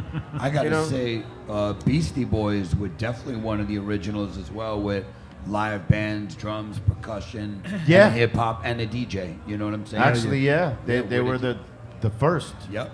They weren't necessarily playing hip hop music with their instruments. They were playing more of the punk stuff, but they were mixing live instrumentation along with the turntables. Right. Yes. But like to actual play like hip hop form, it was the Roots and the Fugees. Actually, the Fugees first, and I think the Roots, right? At the same time. Let me tell you something. Like I seen a lot of bands play hip hop, but Roots, they played the hip hop like just like the record. Like I seen him with LL Cool J, and all his hits sounded just like the fucking record. Like crazy. Man. Like Quest on the drums was rocking. Yo, everything. The sounds, they got everything down packed like crazy. You're absolutely right, man. They sound like exactly like the record. Yeah, man. It's like I seen bands, but Quest and Thought, Roots crew, crazy. Yeah. He's one of the baddest drummers out there. They come with everything. Trombones. They playing keyboards. Everything. Yeah, they have the best players in every section that you could have. Man. Their bass dude is retarded. Yeah. One of the best things I've always loved and knowing that they're a band is when you listen to their albums, you wonder what's sampled and what's live. Because their metronome. They can play as a band like a loop sample. They could play anything. And they can play anything at any rhythm and any feel. And so when you listen to their album, because they do still sample and use drum machines and stuff, but it's always fun to try to figure it out. Not for nothing, but Questlove is like one of the best drummers, I think. Like, I seen him do all kind of beats, like trap beats. Yep. And like he could play anything. Yeah, anything. Like rock beats. He'll do some up-tempo B-boy beat, whatever. Like, it's crazy. Roots. Yeah, man. Salute to the Roots. No doubt. Cali vibes. They doing it right now, right? Yeah, they're about to go on and shortly. Let me see who's on right quick. I'm gonna do it real quick. Check. Hold up. So I ain't been out there today, but because we've been having to hold it down here. But is it back to back? The Roots go on at 7. So who's on right now is they're probably getting ready. Fortunate Youth. Yep. Yeah, I think so. Anyway, everybody's been ripping their set. No one's brought a weak one. It's been tight, man, all day. For like day one to now. Salute to all the artists that have put it down on the set today. We still have a few more to go. Yep. Too Short, Ice Cube coming up. Too Short rocked at 420 in the stoner hour of the Mamba. Dude, and he started off with Getting It, which is like, classic. OG The last West Coast album? classic. Yeah. Getting well, the getting's good, son. Yeah. I wonder if he does the intro to that song. Like, when he says it's the last album. Yeah. Man, I would love to see. Yeah, it's been a minute since I've seen the show. Be real, you ever wanted to say that it's your last album? What's that? You ever wanted to say that it's your last album ever? Say that again? Have you ever wanted to say that it's your last album? Oh yeah. Yeah, I'm gonna say it right now. My next album is my last album. Are you serious though? Yeah. Before before the next one I make. Yeah. Is it? I got a few more last albums. Dude, Chang was shocked over there in the back. He was like, "Are you serious? He never told me this." He was shocked when you said that right now, bro. So stop asking him that. Word up. Hey, Crooked Eye's in the house right now. We should maybe get him up here, man. What's good, man? Come on up.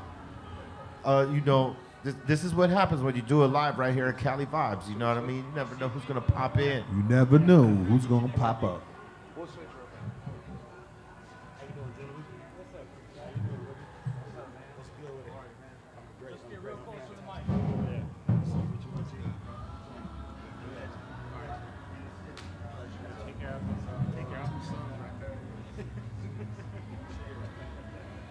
What y'all gentlemen up here doing, man? Oh, we broadcasting live on Be Real TV right now. Dr. Greenthumb Show live. Yeah. It's good to have you here, man. Man, it's a pleasure to be here. I'm sitting here next to the legend. What's going on, man? We've been wanting to get you in the office or at the table in the studio for a while, man. So it's good to have you here, man. It's good to be here, man. How you enjoying your Cali vibe? I'm loving it right now because it's in the city, you know what I mean? The great city of Long Beach. And I'm a native here. And that's right. To see all this action going on, this good vibes, it's beautiful. That's right. You getting on with anybody tonight? Nah, man, I just came. My OG, he you know what I mean? He hit me up, Fumby. You know what I mean? He was like, yo, fall through. I was like, all right, cool, I'm coming. So I'm going to just be a spectator and a fan, man. All right. You know what I'm saying? That's what's up. Hey, sometimes, like as an artist, and you rock so many shows, sometimes it's good to chill out and be a fan again and see what everybody's doing. Yo, bro, sometimes that's the best because I learn. Yeah. You know what I'm saying? I'm like, oh, that's what they be doing. Okay, let me try that in my next show. I think this is the festival where I've seen a lot of artists that have not been on the lineup just come through, and I think when you throw an event, especially such as with the I guess history this event has, it's cool to see that because this is how you know it's actually about the music, and you see motherfuckers come through just to slide, just and to peep support. Game, take notes, like you said, you know what I mean? Just I want to see how other motherfuckers, you on top of your game, but I'm peeping game, you know what I mean? Always a student. Yeah. That's right. What you working on right now? I know you're working on something. A lot, man. I'm working on a docu-series that's centered around West Coast hip hop. You know, so we can't tell that story without Cypress Hill. Oh, you let me know. I got you for whatever. Yeah, you know that. You know And that's beautiful, man. But yeah, working on that. Me and Joel Ortiz. Shout out my boy Joel Ortiz, Brooklyn's finest. Master bar flipper. Master bar flipper. We working on the album right now. And you know, other than that, man, I'm just writing for artists, doing a little A&R and over here, over there. It's California, man. I got to do everything I can, you know? Have you always been writing for artists? Yeah. Yeah? Hell yeah. You know some of my rhymes. You just didn't know it was me. That's what I'm saying. So it's like, it's dope to, like, you know, because I'm like, when you're like a real lyricist, like, I mean, you know, you get down. So I'm just like, I was wondering, I'm like, man, I was like, for sure they got like 5 other artists. They're just like, let me pull the strings for you right quick, you know? Well, it's an honor for me because, you know, people, they really trust you if they allow you to write for them. You know what I'm saying? Yes, indeed. Yep. It's a lot of trust right there. So it's an honor for me to put myself into their life for a couple of hours and try to figure out how to express what they want to express. You know what I mean? It's really a good thing for me. As an artist yourself, did it like trip you out when people came to you like for your pen work? Yes. Because it's not something you anticipate as an artist. You know, like you're creating for you. Yes. And then someone says, hey man, write me something. Yeah, because I'm from that era where everybody had to write their own raps. That's right. You feel me? So I carry that close to the heart. And when people started asking me to write for them, I almost felt like, nah, man, let me just show you how to write your own shit. Yeah. What you mean? Write your own shit. That's right. Yeah, I mean, coming from that culture, it's sort of hard to see and like, you know, embrace that or not necessarily embrace it, but like come to grips with that. Yeah. But it's a compliment to your pen work that they would ask you for your writing like that. Man, listen, bro. I've written spoken word pieces. I've written on the Wu-Tang saga, the Hulu saga. The first season, I wrote 90% of everything that anybody was rapping on the camera. Oh, damn. So, you know, those types of things, it blows my mind because it's like, you know, I'm just a kid from right around the way, East Side, Long Beach, you know what I'm saying? And to be working with these artists of that magnitude and for them to once again trust me and let me know that all them nights that I was listening to Be Real, you know, listening to Big Daddy, Cool G, Ice-T, Ice Cube, I honed in my craft, it paid off, you feel me? That's right. Yeah. You smoke, bro? I smoke these right here, man. All right. Yeah. This motherfucking, this shit right here is an ALR, Rocky Patel, age Cuban? limited and rare. This is the Cuban joint, you know what I mean? You gonna split it and put weed in it or what? So it's blunts over papers all day on yours. Yeah, man. No, I just smoke cigars because they take me away, you know what I'm saying? Yeah. I feel like in my backyard with the birds chirping, you know, I just smoke a good cigar. Good cigar, and I feel like kind of how some of my homies feel because we pull out the party favors. They got the kush going. They got different strand. And I'm like, with my cigar. And I'm feeling good. Do you break out the scotch with the cigar? Yeah, that's what I was going to ask. Like, what do you pair it with? I used to pair it with whiskey. That's right. Ooh. But right now, about a couple days ago, I celebrated my 8th year sober from alcohol. Congratulations, brother. Yeah, give a round for that. Congratulations. I'll drink to that. Thank you. So, yeah, good. Yeah. I still buy the bar out just for the homies, though, you know what I mean? But, you know, I was in a fight with that bottle, so I had to set him down, you know what I mean? That's for a right. minute. Sure. But, but, you know, right now, I just pair it with good energy. Yeah, that's all you need, man, that good energy. Yeah, no doubt. That's right. Hey, I want to thank you for taking the time to sit with us right here on the Dr. Greenthumb Show. We got to get you to the studio. I'm always with it. And sit at the table with us and rock the show. Yo, dog, before I leave, I just want to say, you know what I mean? You deserve all the flowers in the world, my brother, for your contributions to hip-hop, and especially on the West Coast, because you opened a lot of doors. You took the street music into the mainstream in a way that created opportunities for people like me and others and hundreds of others. So, you know, I just want to salute you while I'm on your platform, my brother. Thank you, Be sir. real, y'all. Thank you, sir. Crooked Eye, y'all. Yeah. Let them know where to find you real quick. Y'all can come hit me up on Twitter, man. X, whatever you want to call it, Crooked and Triago. I talk rap every single day. All we do is just talk about rap. Or you can see me at King Crooked on IG, Crooks Corner on YouTube, Crooks Corner on Discord. I'm everywhere. Holla at your boy one time. That's what's up, man. We're going to be right back after this.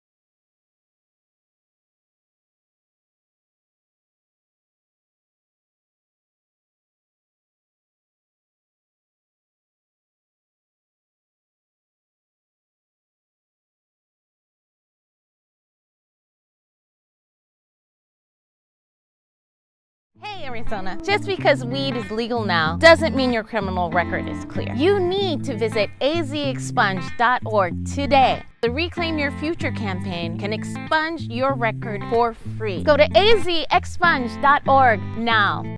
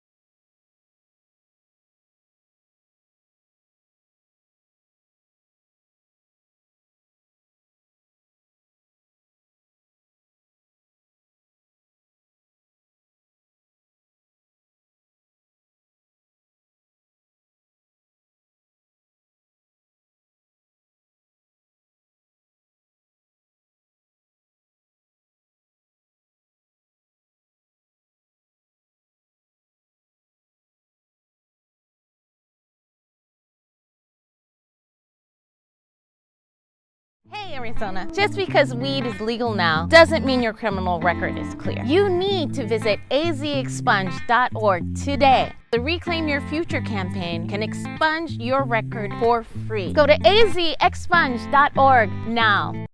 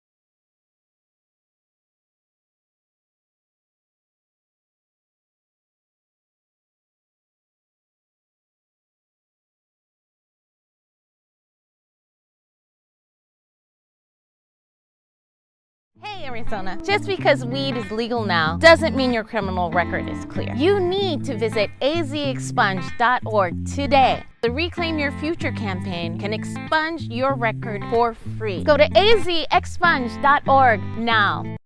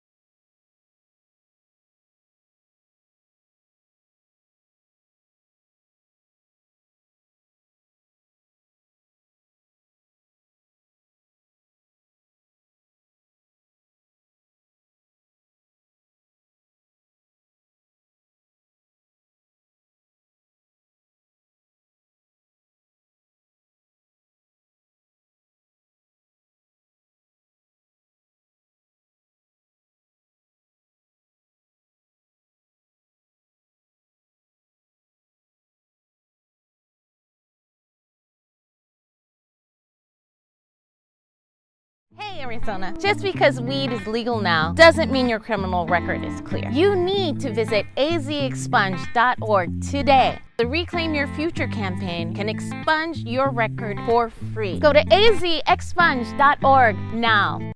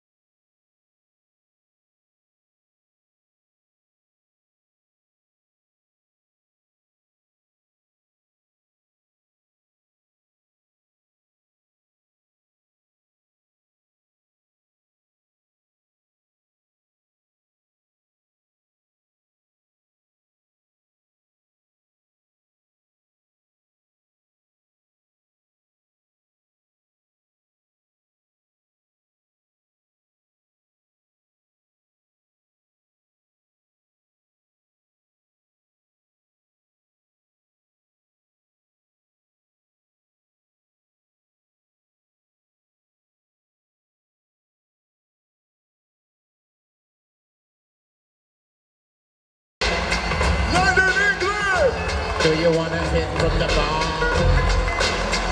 Are you ready? Do you need a hit from the bar? We flew into London from Dublin, and man, it took 2.5 hours. We were spent. I was very fatigued. I don't know how, you know, DJ Lord was able to go out and dance on tables topless this night, but somehow he did it. Cheeky drinks low-key get you fucked up. So I was fucked up, and I won't go into that. It took us longer than the flight to get from the airport to our hotel. It took about, I would say, an hour and a half, maybe 2 hours, if that. You know, the way that they have the streets now and everything, like it's It's impossible. I wouldn't want to drive here. Parking's messed up. The roads are tiny. You got big double-decker buses.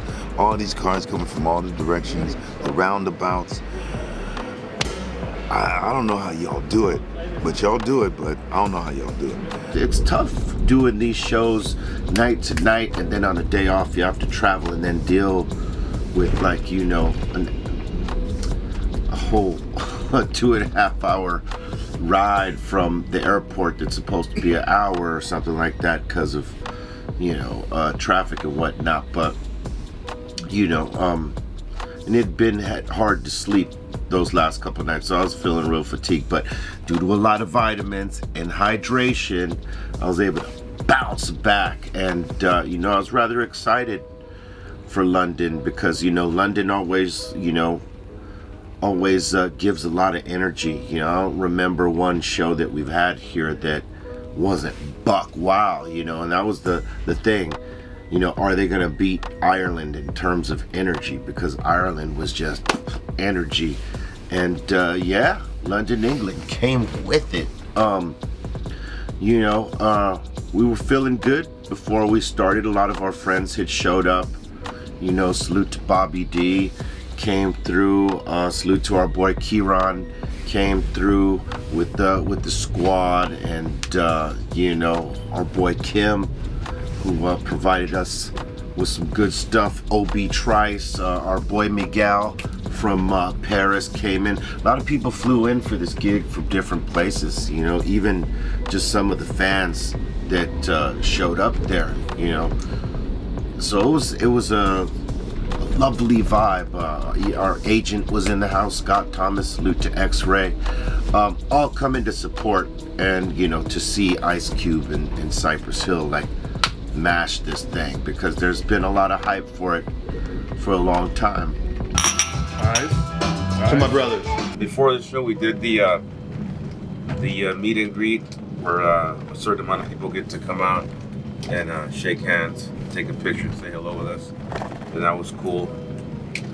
Met some different people from you know, different parts of London, which is always cool.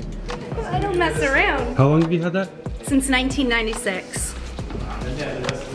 You could sign my big drum that I smuggled in from Canada. Now, do you want me to sign the drum or Right in all there. right, there you go. You know, Lord worked on some new flips that we would do there.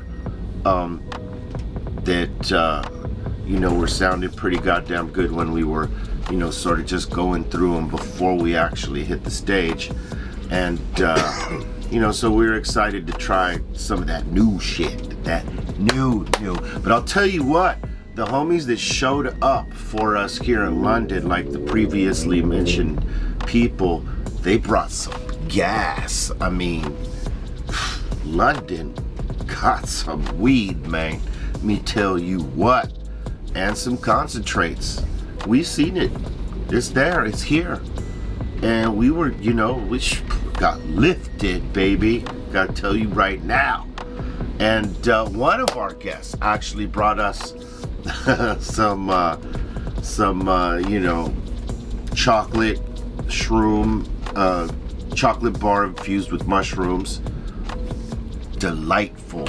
Man, I really feel good the way that we're playing, the way that we're getting it all together, and we're changing stuff around on the fly. We're like, you know, talk about something and we get an idea down, and then we put it into motion, we put it into action, like either that night or the day after. London, England!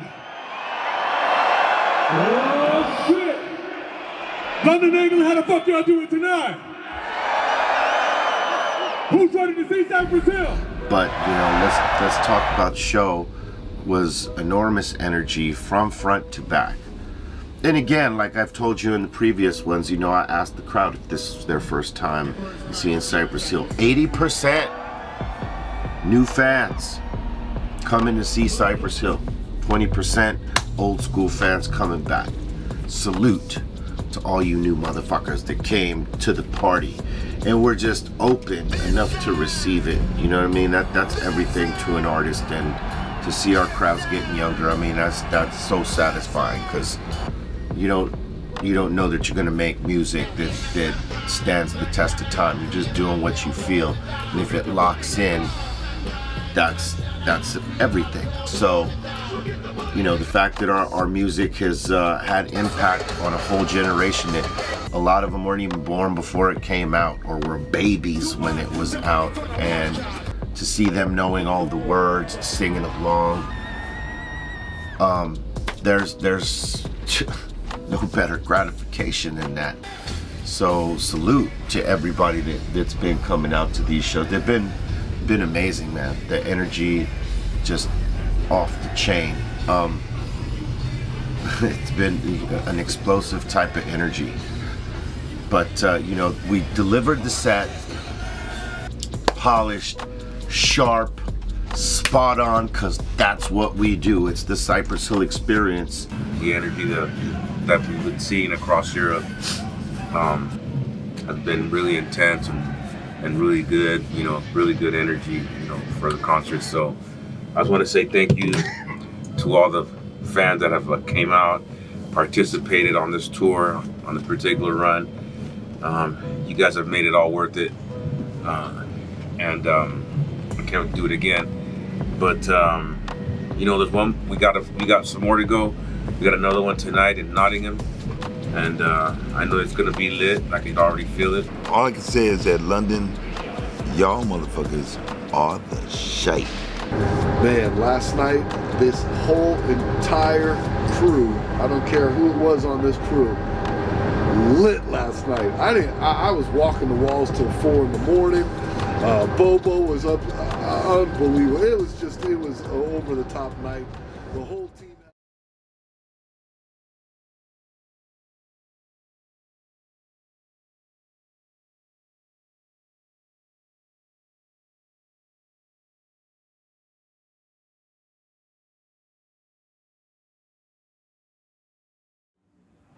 Welcome back to the Dr. Greenthumb Show live at Cali Vibes, Strong Beach, California. Hey, and we got a special guest dropping in, Ernie from One Stop Taco Shop. We want to thank you. Thank you for bringing these tacos up. Because at a festival, when you've been here all day, you got to power up, man. Delicious. And, you know, it's a lot of protein, man. Thank you. Hey, thank you very much for having us here, man. It's my pleasure. Man, I'm so happy right here on top, man. I'm coming from mud, and I'm up here with some big things going on over here, man. That's make me really proud. Thank you guys for enjoying your dinner tonight, man. Oh, that's what's up. Thank you very much, man. How's it been going down there at the spot where you guys are? Man, it's been really good, man. They loving the handmade tortilla, you know? Yeah. We're smoking our meat right there. There's some fucking crazy shit going out there, man. It's really good. That's what I was gonna ask about the tortilla. The one thing that made the tortilla taste different is that, I don't know, it's like the texture and everything was different. Like, is it just the masa, or how you start from like the corn, or how do you do it? This is, so the magic right there is the flour tortilla. So that the flour, we just roll it, man, all day. I have those ladies out there, man, they're straight from Durango, and man, they're just killing it. They're just some other, you know, style that I brought out too, and now it's smoking the meat. Cause no se quiebran. The tortillas, they don't break, bro. Like sometimes when you go get tacos, like the reason I feel sometimes they do double tortillas is because the tortillas are weak. Yeah. You know what I mean? So like if you don't want it breaking up. And these right here, they're single. What is it? Single tortilla. They're heavy-duty tortillas, you know? Food, like they haven't broken and they have a lot of stuff in them. So I'm saying these are quality. It's like when you get a high GSM shirt. You know what I mean? It's like this is the equivalent in Word taco up, man. form. Yep. That's what's up. Yeah. You need to hydrate at a festival if you're smoking a lot of weed, and you got to eat something. Otherwise, you'll pass the fuck out. So, you know, thank you, Ernie. Hey, you're very welcome. Thank you guys for having me out here, man. It's my pleasure. Thank you guys. Thank you. What's your highest selling taco? My highest sell? No, well, like haces tacos de what? Like how much? Like is it? What's the selection of meats? We have. Check this out. We came out here. They invited me over here to do this event because they met me over there in an event in Indio. So they want me to come to Cali Vibes. I said, yeah, fuck yeah, I'll take that opportunity. So I have a shop in Indio. It's in Indio. I've been from the Coachella Valley, I've been taking the first place for 2 years in a row with this tacos right there, man. Damn. Yeah. Congratulations, man. These are. I mean, I can see why. These are really great tacos, bro. I have the trophy out there in the shop, man, 2 years in a row, and I've been with the shop for 4 years. So hey, man, it's fucking badass. What's the trophy? Like a golden taco? Yeah, golden fucking. Oh, that's sick. The golden taco, bro? Yup, it's a fucking taco man. Some weed and some tacos, cállate. Hell yeah. Word up, man. What other than tacos, what else do you do? Man, check it out. I came out with this breakfast burritos at 5 in the morning. So all the jardineros, all those guys working, cleaning pools and all that shit, I hitting them with the handmade tortillas, ham and egg, ham and chorizo with papas. Man, they're killing it, you know? That's the working man's fucking breakfast. Yeah. So hey, I'm just pushing it, man. You see me over there sometimes making fucking tortilla full of masa everywhere, but hey, I'm hustling, man, like everybody else, man. Hey, let me tell you what, that's the type of, like breakfast shit you could have for dinner too. Oh, yeah. You know how like we were talking about breakfast for dinner. Yep. That's also a jam right there for you, right? Yo, let me ask you, where'd you get your skills from, your taco skills? Hey, it was fuck this shit. I'm a plumber, man. I don't even know what I'm doing with tacos over here, shit, you know. But hey, check this out, man. Me and my wife, hey, we came out. You know what? Let's do this. Cause she's from Sinaloa, that part, Durango and stuff. Let's do the handmade tortillas, and this style is like in Mexicali and stuff, you know. Let's do it. There's nothing in the valley. Hey, we came out good, man. It's just I've been green going. thumb up. Yep. Green thumbs up. Thank you. You're a family-owned business too. I see. Is that your son out there recording? Yeah, that's him, man. That's tight, man. The best worker in Cali vibe right now, man. He's been getting hustling all day, 3 days in a row, chingao. That fool don't even look tired, bro. That's how you know he's a writer right there, dog. Yeah, man. Right on, man. We want to thank you once again, man. Hey, thank you so much for having me out here, man. Whenever you guys over there in the Coachella Valley, one-stop taco shop in Indio, and fuck, be my pleasure to see you guys out there, man. Thank you. That's what's up. Let them know where they can find you at. It's in Indio, 84051 Indio Boulevard. So I have a gas station. Inside the gas station, I have a taco shop. Your house, come and visit us, man. Thank you so much. Yo, thanks for blessing us with this great food, man. Hey, for sure. You keep enjoying. What do you think about those aguas? I do them from scratch. I get the pineapple cut it. Hey, it's great, man. Yeah. Hell yeah. It's good, man. That's good, man. Only thing that's missing is a little bit of alcohol in it. Vodka, But dude, it's great, man. Yeah. It's like you don't taste like any regular sandia water. That's right, man. Yeah. Thank you so much, man. That's right. Thank you. We're going to enjoy these and come right back. Stay tuned for more Dr.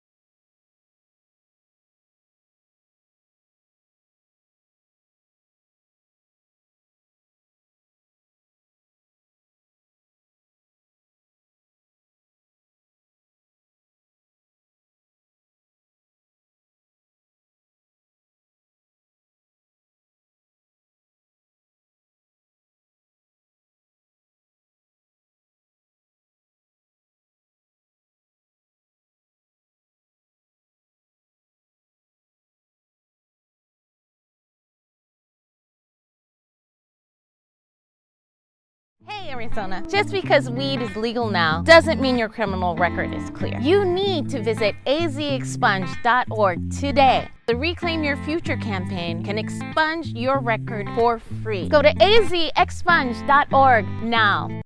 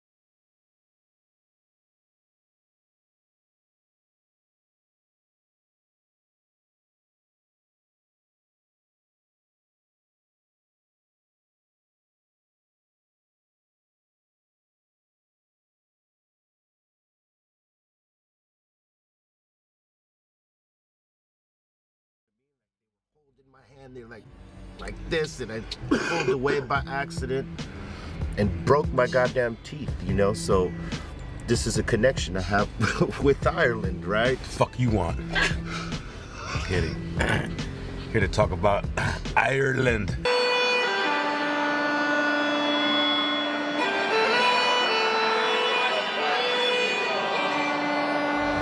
Oh, fuck. Holy fuck. Cyprus. Left on the 40. Puffing on the block. Lock my shotgun. And make it stay charged. La la la la. The show was perfection start to finish. So it... This guy.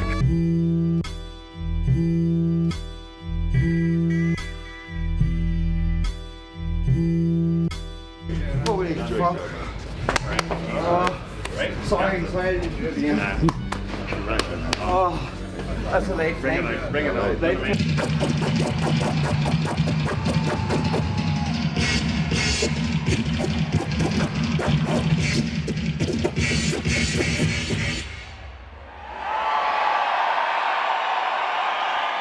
Dublin, Ireland, are you fucking ready? Ireland was a fucking blur, man. Ireland always shows up, shows out. Shouts out to Aer Linguists, you guys fucking suck. Kind of linguists. Once we got past the flight and all that, we were good. It was a tough flight. And then, you know, getting in, you know, it was all good. We settled in at some point, and we decided to go to this nice restaurant. Because, you know, it's our day off. It wasn't a day off. It was a day off on a travel day, and that's not really a day off. It's just a day in transit. But we went to this nice restaurant, came highly rated by our concierge, and we proceeded to wait 2 hours before we got served our meal because our server, genius that he was, forgot.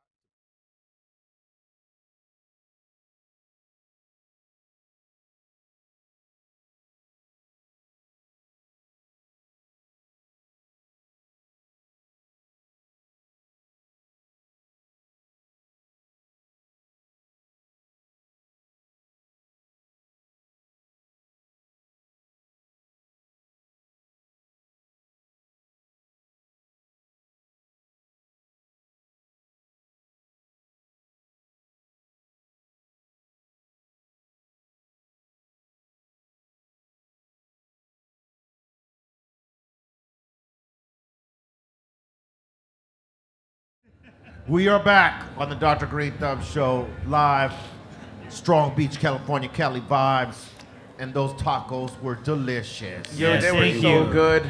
I know Dustin wants to break the set right now. No, I gave him some tacos. He doesn't want to break it no more. Did you enjoy those tacos? Nah. He said he was gonna go ruin the set over there. He's gonna make brisket tacos now. Yeah, he's gonna go rip the set down. Hey, you know, it was smoked. Just like you like it. Smoked asada. Yeah, man. Good. Salute to Ernie, One Stop Taco Shop. The Roots are on, and they're absolutely killing it right now. Yeah, right behind us. I'm kind of vexed because I'm not there to watch them. But you know, we're right here with you, and you know, I'm just in appreciation that they came down here and sat with us before they went and do what they're doing right now.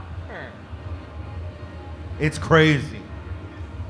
Too Short's supposed to come up, but you know, I don't want to promise you nothing. But we're here, and that should be good enough. He's probably talking to some bitch. Hey man, hey, yeah, he could get paid just to come to the club to just say that one word. And go home. Too Short, what you looking for? A bitch! And that, boom, good night. Thank you. Hey. He has that vocabulary power, like how certain artists have it, like Lil Jon. Lil Jon's made a career out of like 4 or 5 words. Yeah. You know what I mean? But one little punchline words. Yeah, I mean, Too Short obviously is more lyrical than that. But yes, you know what I mean? But I'm saying, like, he's memorable from just that one word to a lot of people, you know? If he's known for one word, yes, it's that, for sure. Hey, you were right about the tortillas. on those tacos. They were on the They one. set them apart. See, the thing is, like, I'm not like, look, man, I've been big all my life, so it's like, and then I'm Salvadorian too, so hammock is a very big part of our culture. So I realized at a very young age that you can't just hop on any hammock. You gotta check the infrastructure. So it's the same with a tortilla. Yeah. You know what I mean? You gotta make sure that the center is good. You gotta make sure it's not gonna break through because it could hang on to the side, but the middle is where you really prove they were strong. You know, that tortilla had me thinking I would like to try a burrito. You know what I mean? Like a full on. Right? I would only get halfway. The Yeah, tortilla's dude. You thick. could save the other half. You know what I mean? That Like, tortilla was so stable you could use it for a hammock, dog. Word. Good. It Go just- mimis. You know what I'm saying? On the And you palabra ain't gonna de fall Dios. through it. On the heavens. No way. Support. And their agua frescas, man. They're on the 1-2, man. I gotta say, salute. Word. They just Cheers. did it all up. And I'll tell you what, it's a nice night here in Strong Beach. It's a little brisky for us Cali boys, you know what I'm saying? Yeah. You know, Cali Blaze could probably walk off with his t-shirt off if Sweating. he wanted to. We're not gonna ask you to do that neither, but yeah, it's nice out tonight. Thank God the rain didn't come fuck this up, as you know, the weathermen all blew it and said it would. Yep, and it did. But it didn't. It's beautiful It's out actually here. a little That's warmer the thing, than though, last man. night. You might think you're in the clear, and then all of a sudden, bam. Maybe. Yeah. It's supposed to. It's supposed to. It's probably gonna hit tonight, but like, it's gonna dump tomorrow and the next day or something like that. So thank God we got our roof patched up over there at the office, son. For real. Got that shit worked on before it all happened. Oh God, this Wednesday on the We Don't Smoke the Same podcast, no leaks. Yeah. Only song leaks, you know what I'm saying? I'm checking out this Roots show right now. Like it's looking crazy back there. Yeah, they're killing it. Oh yeah, Crazy. It is popping, son. It is Hey, popping. Black Thought, top 5 MC for me. Yeah, I mean, he could flip over anything at any time. Black Thought is much like the way that, Super Nat. Yeah. You ask him to flip bars, and he could flip them at any time, any beat, without hesitation. He's just got that skill set, and he does it on a high level. It's not like no ABC, simple shit. It's like complex MC, bar flipping, metaphoric, and just delivery, just on the one. Nah, man. Hey man, He's one of the greatest. Philadelphia got a lot of heat. They Don't got a lot sleep of on dope Philly. MCs, yeah. A lot of heat coming from Philly, always from the beginning. Yeah, Philly got a lot of fucking heat in I'm terms saying? of MCs and hip hop, just hip hop music for sure. PSK back in the day, Steady B. Yeah. Oh man, They don't Fresh get the, Prince, Jazzy Jeff. They don't get the flowers they deserve in terms of what they've contributed, I think. Hell yeah. But they got a rich history in hip hop. I mean, a lot of hip hop albums like ours, in fact, our shit got mixed out in Philly with Joe the Butcher at, Rough House Studios, at Studio 4 actually, you know what I'm saying? It was an awesome time. There was a total like hip hop vibe popping off over there, you know what I'm saying? So salute to everybody in Philly. Yeah, man.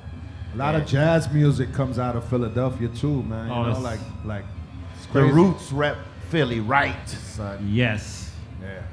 Yeah, they're killing it right now. Man. Gotta get we gotta get them at the table though.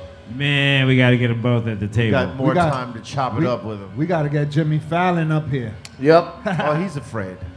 Let's just say that right off top. Have people ever told you Jimmy's they were afraid. afraid of you, B-Real? Fallon ain't coming out. Maybe once upon a time Jimmy was not afraid, but he's afraid. But have people or celebrities told you that, B-Real, that they're afraid that, like, not with on the side the ego, No one ever wants to say they're afraid. They just don't say anything. You know what I'm because saying? a lot of people do perceive you to be pretty intimidating, Why? I think it's because they don't ever know what your eyes look like under the shades. Just You know what I mean? Like a lot of people have never seen you without the shades. And then I think when like you're under the shades, you turn into whatever your name says in your ID. You know what I mean? Like it's not no longer. It's a mystery, dog. Yeah. It's all right. Word up, man. They should never be intimidated. You know what I'm saying? Absolutely. I'm very welcome. I don't mean intimidating in like a bad way. Maybe in like a respectful way where like if like I were to ever run into the Buddha, I'd be like, look, fool, don't bother that fool. Just out of Word up. respect. I see my man Too Short in the place right now. Oh, shit. Freshly flipped stage, you know, from my man. Hey, what's good? Let's make room for him? Yes, we must. All right, let's make slide one over. Yes. Word up. We got Too Short coming up in a minute. Too Short. That's cool, bro. He's cooking it with Crooked Eye, just Too Short walking over there. This is some legendary shit going on. This Cali vibes over here. If you missed out, you're tripping. He be flipping stages all day. Bro, we gave away tickets on Be Real TV like every fucking day, bro. And like, there's a lot of legendary shit going down here. And you could have been here if you're watching this on a network right now. You really could have been there. You could have. You could have been here, even if you're out of state. Like, let's say, like Nevada, Utah, just a little quick flight. You would have been straight, bro. You would have been right here chilling in that little couch right there, watching this. Talk about it's the best time ever. For the people that hesitated, right, and thought, I couldn't win this. You didn't even try. You know what I'm saying? Yeah, man. Shame on you. For real. Shame on sleeping on the game. For No, real. yeah, man. This is a great experience. If you come as a fan and watch all these great artists play, man, it's amazing. Because everybody's putting on a dope show. All right. Hey, shout out to my homie Stro Elliott, who's in the Roots. He's doing the finger drum and playing. He's killing it. Word up. Hey, they always manage to bring some new shit, man. You know, to the forefront, man. So salute to the Roots, man. Hey, that new album, I know it's gonna be some heat. Oh yeah. I mean, they've been working on it for 10 years. That's a long time to be working on an album. Hey, Les, how long? What's the longest you've taken to put an album together? I mean, every album we ever did was at least, it was over a year. Definitely 2 years, 3 years, you know. But the project we got, we've been on it for a minute now, you know. Yeah, it's been like 3 years, right? Yeah, but we just been working, like making new songs, new material, so it you know, it stays up to date. Sometimes it takes that time so you can get that shit right. Yeah. You know? You don't want to launch too early. That's why I don't listen to nobody. They tell me, yo, put that album out, put it. I'm like, yo, relax. It's gonna come out when it's gonna come out. And you just gotta go with the flow, B. You know, sometimes people get overzealous and excited. Yeah. And they want you to put it out, and they're in your ear, they're on your back for that. You can't rush it because we putting out a masterpiece, so you can't rush that. That's right. We got Too Short coming up. Too Short. They're already Yeah. Yes, indeed. No papers needed. Shit. How you doing, OG? Can I curse? Absolutely. I'm feeling fucking good. Fucking A. You were flipping the 420 set earlier. They put me on at 420, and I was like, metaphorically, what does this mean that I'm not a reggae artist and I'm at a show that's predominantly reggae, Right. and I get the 420 slack? That means you're stoner of the day. Did you smoke on 420? I smoke all the time. I'm not really a particular time of day smoker. I smoke the best way ever.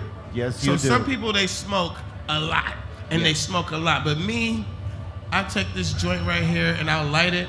I'll hit it about 5, 6, 7 times, catch my buzz, wait about an hour, it goes away, 5, 6, 7 more hits. This shit'll last me all day. And I smoke the best way ever. And I smoke the best weed, so you can do that with good weed. And you're moderate. It's a moderate smoke. I get high. That's the mission. Yeah. That's the mission. You ain't got to we just got too much tolerance. You know what I'm saying? I think we've been smoking too fucking much. I get it, but if me and you go on tour together, you gotta work a lot harder than me to keep smoking because I come out with 1 ounce. Yes. Lasts me the whole tour. Oh my God. 1 ounce? You guys smoke your ounce in a week or 3 days. Oh man. You don't even know. Yeah. Stretching that shit is hard. You gotta have people, you gotta have a network, you gotta know things in places. I get my 1 little ounce. Yeah, that lasts you like forever. A month, right? Yo, short. Are you a joint man or a blunt man? I brought an example. All right. He busting out a joint. Class, this is what Too Short smokes. Rizzler. There it The is. Rizzler. There it is. Hell yeah. They're brown papers. Dude, I haven't seen those. I need one of those. So some people might think you smoke blunts. When you roll them, they look like little blunts, but it's like PC. What's it, unbleached? In a new modern world, it's like PC where they're like, OG, you smoking them white boys? So I smoke brown joints, and I never hear it. I never hear that, OG. I haven't seen those in king size, but I remember smoking those when I first started smoking. Yeah. You know what I mean? got No, they do have the king size, the same size as the raw papers. Yeah, that's dope. That's a crazy That's dope. texture. But people can get confused and think you're smoking a blunt with those. It's PC, man, in the world of generational hip hop. Yeah, because they are smoking more blunts these days. I'm not a blunt guy. Yeah, me neither. I used joints. to be.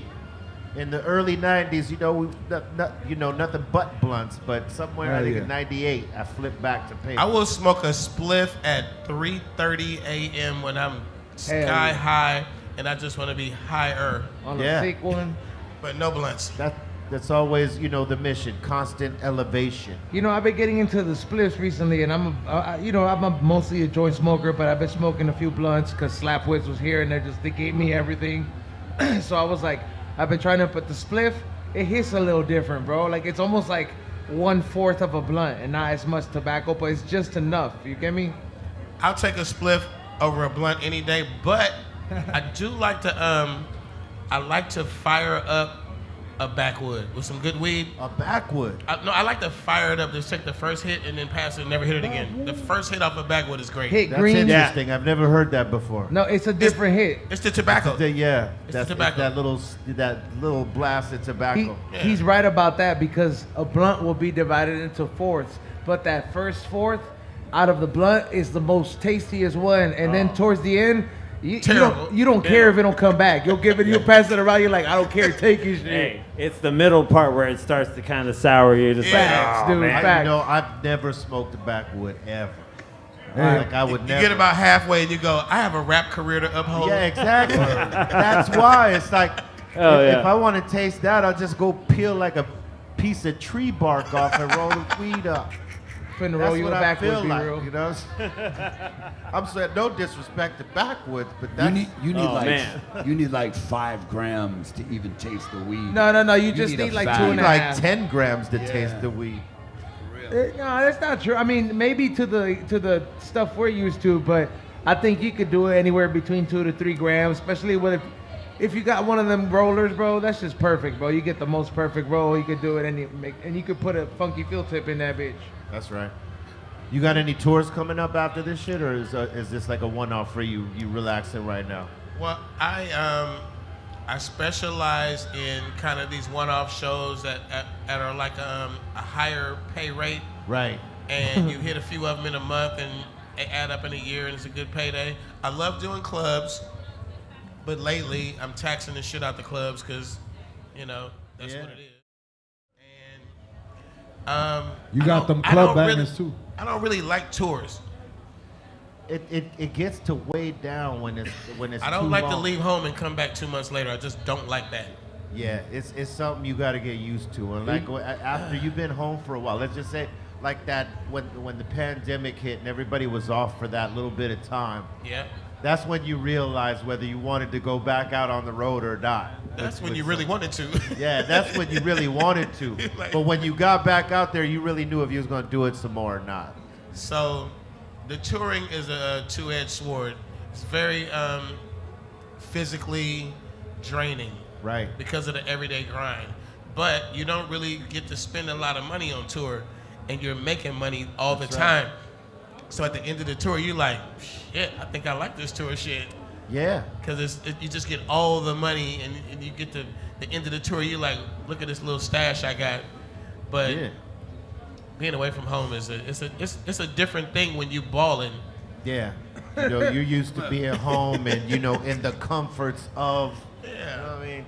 Home is better than any hotel. So so you're doing the one-offs mostly. Yeah, because, you know, at today's rates, it's comfortable. It was always comfortable. Yeah, for sure. Now This is what I say, though, B. I say to the rappers who parked themselves, the rappers who aged out and was like, man, I'm 35, I'm 40, I'm 45, I can't be doing this shit. I'm like, bro, it got better. Yeah. If you would have just stuck around, it got better. You know, it's safe to say that some of them that had really big songs that ain't really active right now, if they reactivated right now, they could probably build up. But like everybody that kept going, hey, we're all like right here doing this shit on another level. And I'm not sour about the ageism in hip hop, because if my young hip hop brothers don't understand my existence right now, my relevance, it's okay, because I get so much motherfucking money and so much, you know, love, and what we got into this for in the first reason, it's still there. You know, we were talking about that shit just recently about the ageism in hip hop. It doesn't really happen in other genres of music. Like, go on in other genres well into your 50s and 60s, and those fans in that particular genre stay with you, support you, fuck with you, whether you got a new record or not. And in hip hop, not necessarily the fans, but the industry tries to push you out by like your early 30s, like you're done. And I think people in our time have proved that that is some bullshit, because we're still doing relevant things, selling out shows where some of these new artists that got these crazy ass streams cannot. Well, we're a part of the original hip hop trailblazers. We might not be the first rappers, but we are of that trailblazing generation that we went to places where hip hop had not gone, and we blazed that trail and we sent it that direction, whether it was to be a Latin rapper or you know, a rapper who was like talking shit like West Coast shit, and it's like we just took it to the world. And I think that being as that we were trailblazers, it's just we don't fall in the category of expiration dates, because we're the originators, man. You can't expire Grandmaster Flash. And we got that thing that most artists search for is longevity. You can't expire Ice-T. You can't fucking expire Dr. Dre. You can't. You're not allowed to do that. Let me ask you this. What's your favorite album cover in hip hop? The one that blew your fucking mind the first time you saw it. There's a lot of them. That iconic picture with Eric B. and Rakim with the homeboys. Yeah. The Chuck D. P.E. with the 98s. Always. You know, of course, Power. Power, yeah. That's the big one for us on the West Coast. For me, people always say it's Born to Mac with me in the Cadillac, which was just young me. Yes, just that like, was iconic too. Shit. Ice Cube, every album cover. Yeah, right. You know, for me, one of the ones for me, because some of those were the ones that I thought as well, but the one with KRS-One and Scott LaRock for Criminal Minded. With the fucking Malcolm X. That one too, by any means necessary.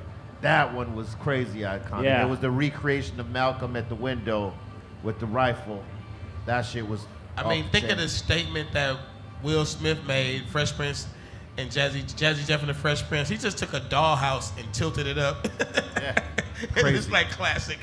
Yeah, man. I'll tell you what. Do you think artists these days are like fucking, you know, going light on that shit?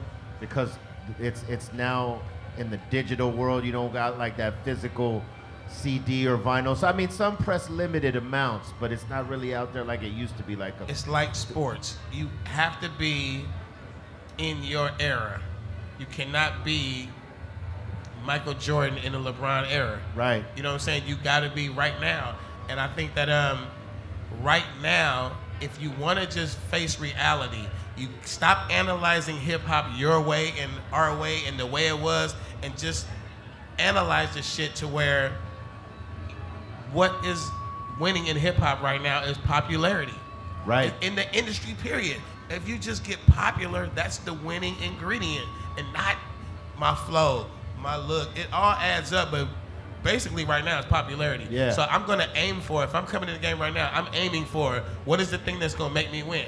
I gotta get super popular. I need followers. I need people to love me. I just need, like, you going for that instead of going for, well, in my era it was like be original or be dope, like, you know, some shit, like do something on stage that nobody else does. And that's what made you cream of the crop.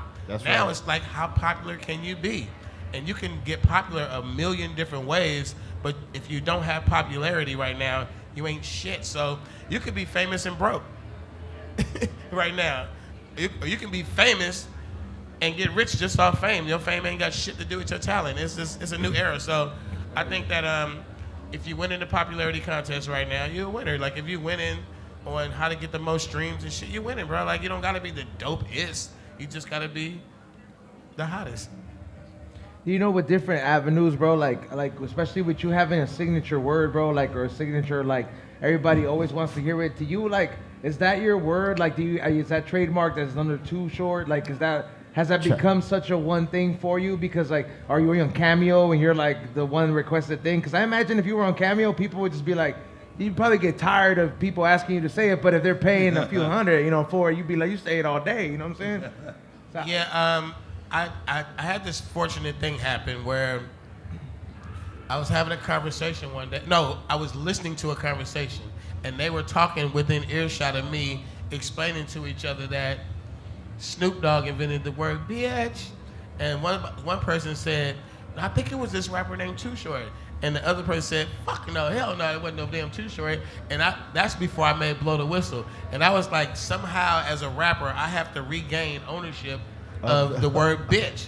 And as I managed to do it with the first verse of Blow the Whistle, I still was like, you know, you would say, why didn't you trademark it? Then you wouldn't have to worry about that shit. But if I trademarked it and I was the only one that could say it, it wouldn't be that fucking popular. Yeah. If Snoop Doggy Dogg didn't say it to the world, you know what I mean? It wouldn't be that popular if everybody didn't just collectively take to it in pop culture and use it some kind of way. Comedians, sitcoms, just, you know, grandmama say it, whatever the fuck. And it's like, I think that's what, combined with me trying to, like, be the owner of it, like, be the inventor of it, but not like I'm the only one that gets to have. It's so fun to say. Yeah. It's a fun thing.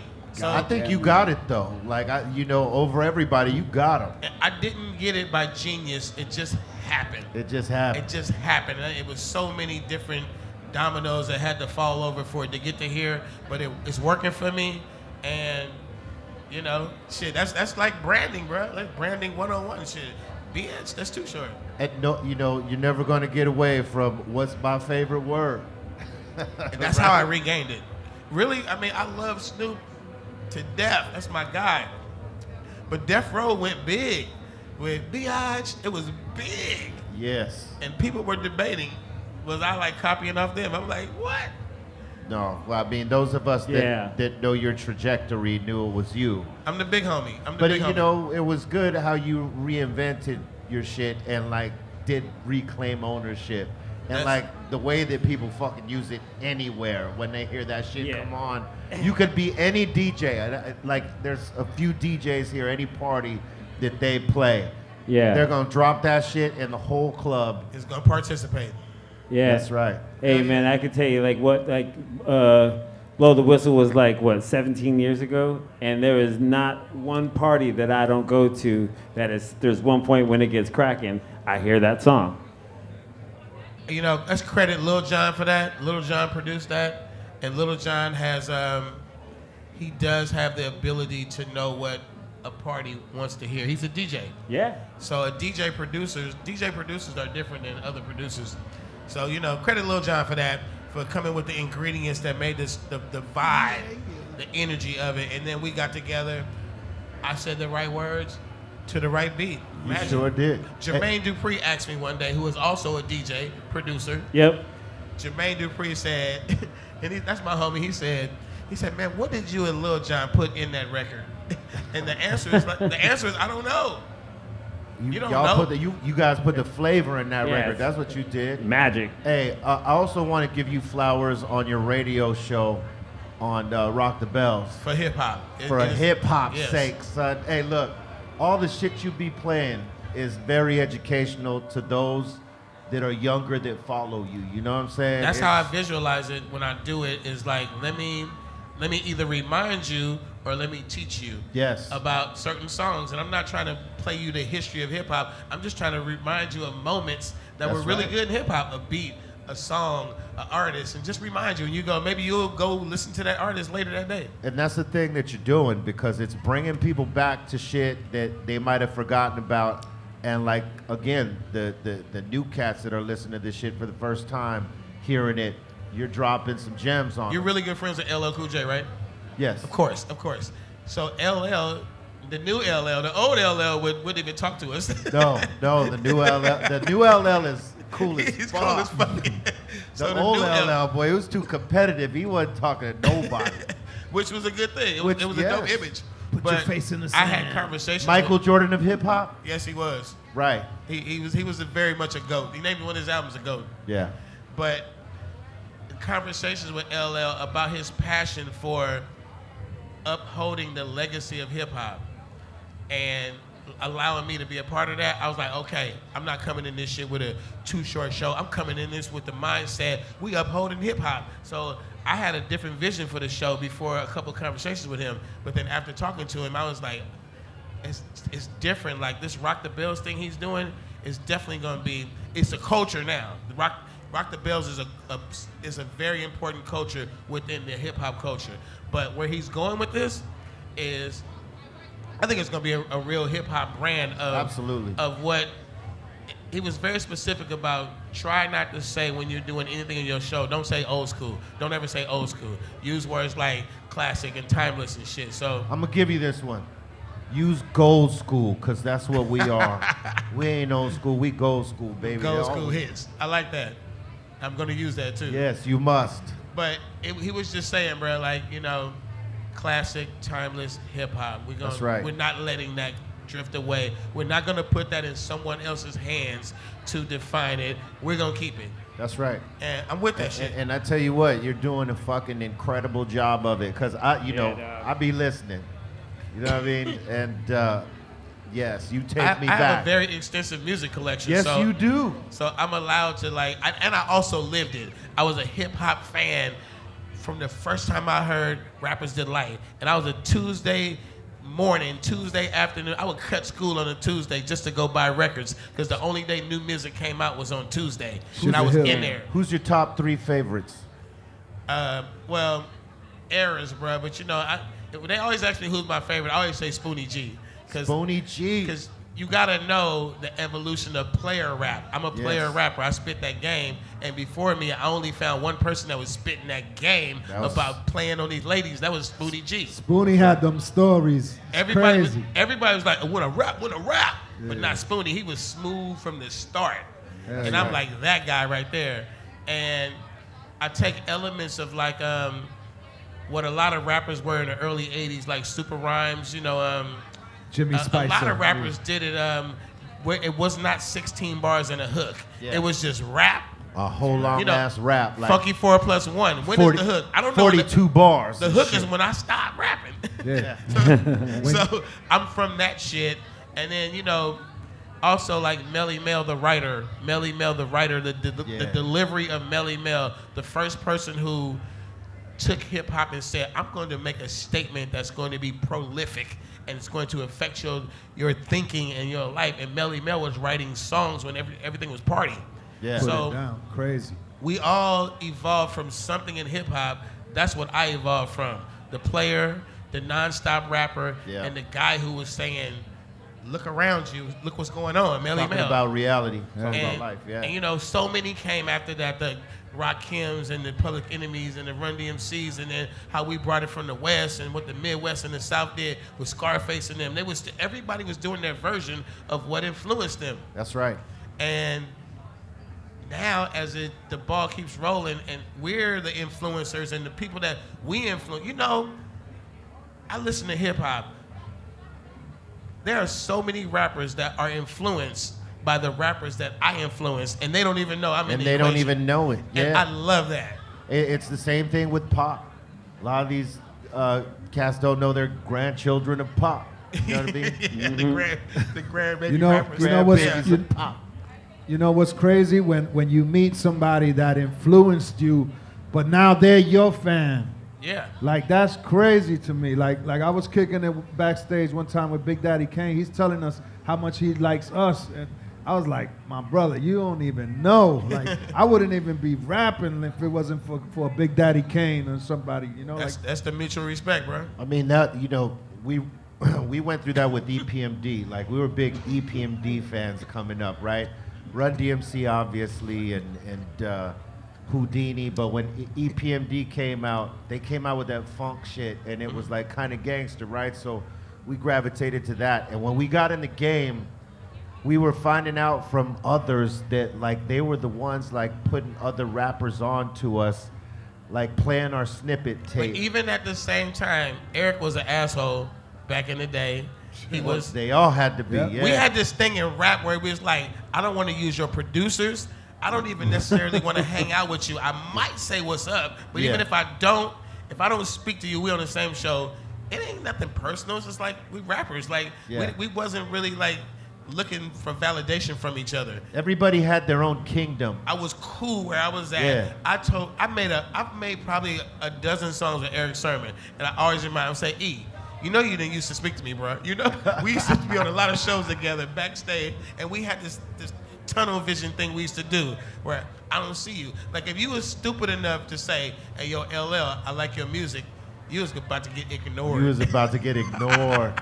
Oh my Swag God. style though. Hey, that's why we in LA, a lot of us wouldn't say shit to nobody. We'd be like, all right, we'll meet you halfway, but if we don't see you're going halfway, then we just ain't saying nothing because no one wants to get played. That would be a fighting gesture. Like, Yeah. But back then it was like the proper gesture. Don't fucking swing on my nuts. Don't tell me shit. Yeah. Just kind of, if you say what's up, it's cool. If you don't, it's cool. It's almost like the head nod was better.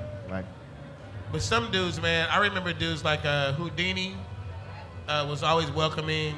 Jam Master Jay, always welcoming. yeah, he was always cool for sure. Ice-T always had the door open. Let me spit you some game. I always had the door open, like always. Ice-T was the first person that ever gave me game about what I'm getting into. He's always willing to do that, man. That's the cool shit about Ice, and he rides like player and gangster. Like those were the two lanes for him right there. And then he flipped it with the punk metal shit, you know. With When Bobby he was Count. like our big hero, West Hell Coast yeah. top dog, he would invite groups of people to his house. Yeah, I remember that. And tell these wild stories, having you laughing and giving you game. And he was like, he was the culture. He's like a mentor to a lot of us. I love his post right now too on IG because yeah. he's still that same educator, that Yeah. same teacher, that mentor to yeah. this day. So you know we love Ice. He's got no problem dispersing knowledge out to those in need of, because many do. Like Dre's a genius, but he don't share with us like that. No. He's not holding Nah, he seminars keeps with that. the He secrets. keeps that shit. He's like, hold up, let me just put this over here. I ain't gonna tell y'all shit. He'll give it to you if you hang around him, but he's not giving it to the masses. Hey, it's crazy going up to the sessions. You know, like when he invites you to the sessions to listen to some shit, because your chances are you're listening to something that no one else is ever gonna hear. And it's amazing. And it's amazing, and you're like, fuck, why ain't this out? I always felt like in recent years when streaming got popular, I was like, Dre should just have a streaming service just for the unreleased Dr. Dre music. Because no, you're not gonna put out all these perfect projects. Even though you have the material to do it, Yeah. you're pretty much too rich to give a fuck to do it. So you should have somebody just curate the Dr. Dre catalog, unreleased catalog. Yeah. And just give it to us, bro. We'll stream the fuck out of that shit Straight worldwide. Straight the fuck up. And you don't have to lift a finger for no PR on the album or the single. Just stream unreleased Dr. Dre songs from the 400 songs from Detox and all the other shit that never got released. Give it to us, Dre. Come on, bro. Come on, Dre, give it to us. Hey, man, just one last thing. You think Fuck, that threw me off right there. So, I'm a stoner, you know how this goes. We need that streaming, that unreleased Dr. Dre. Hey, I want to thank you for sitting there with us and getting down. As always, you've come to the Dr. Greenthumb show. You've been in the smoke box. Hell You've yeah. been my homie for a long Yes. fucking time, and I love you, man. We did a lot of shows together. That's right. And you were on a song with Corrupt on my solo album yeah. for Hell Duck yeah. Down, Smoking That's Beers. a hard-ass song, too. It's a hard-ass song, and I want to thank you for that. My guy. Nothing but love, bro. Word up. We're going to be back with more Dr. Greenthumb show right after this. Too short, y'all. Yeah.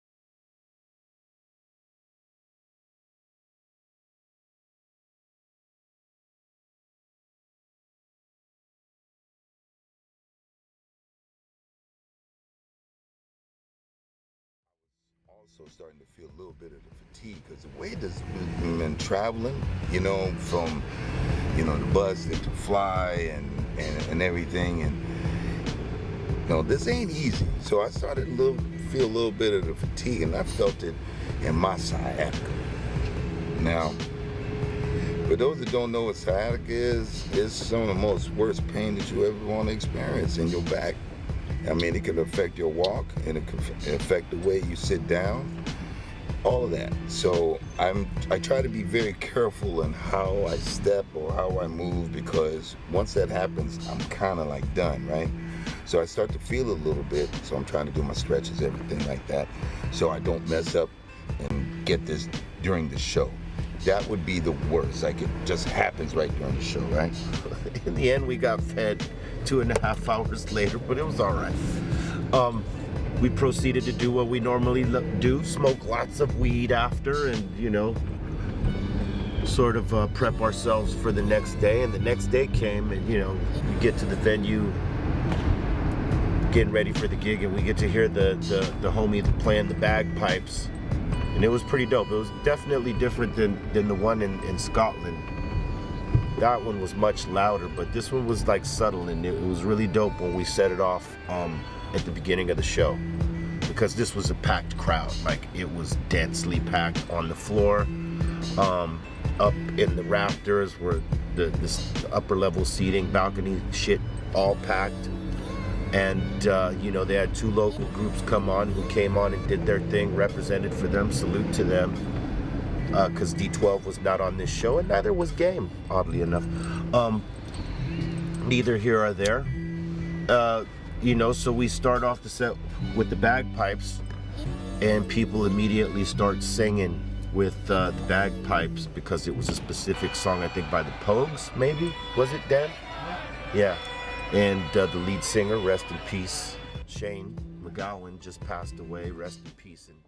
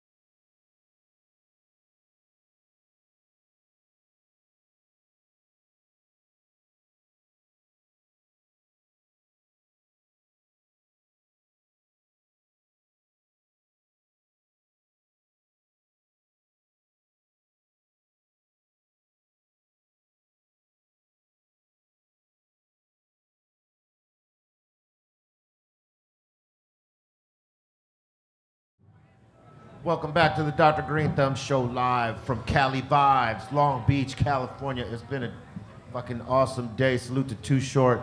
He came and dropped some gems with us right now. We're going to close this portion of the show out, but don't go away because we got a panel popping off here, and it'll start shortly after. But, you know, we'll have some shit running to keep you engaged. And we want to thank everybody for getting down with us today. You know, we want to thank Cali Vibes for having us out the 3 days and covering all this. It's awesome. Yeah. Hopefully we'll be doing this with y'all next year. Yeah, let's give it up for them. Cali Vibes, make some noise. Cali Come on. Psycho Lisa, you got shout outs? I'm just going to shout out everybody here, Cali Vibes, and we just having a good time. You know, salute everybody. Peace. Cali Blaze?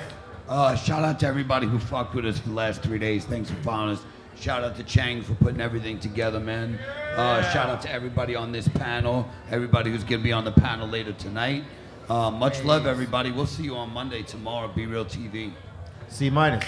Shout out to everyone here at the table. Shout out to Dom. Shout out to Colton. Shout out to Ray. Shout out to Chang. Shout out to Carla. Shout out to everyone that was here and hanging out with us. Yeah, you can follow me at C-Fan4 and word. Ezo. Shout out to everybody who made it happen here. Shout out to the whole Cali Vibes production. Shout out to you, Cali Blaze, too. FlavorsByEzone.com for all the merch. High and Hungry TV for my food blog. And the podcast is We Don't Smoke the Same Podcast for everybody who wants that old Howard Stern type of content. Salute to High Hopes for putting this together with us at Yeah. Be Real TV. Salute to all y'all watching. Much love to you. We got more to come. More to come tonight, so make sure you check it out.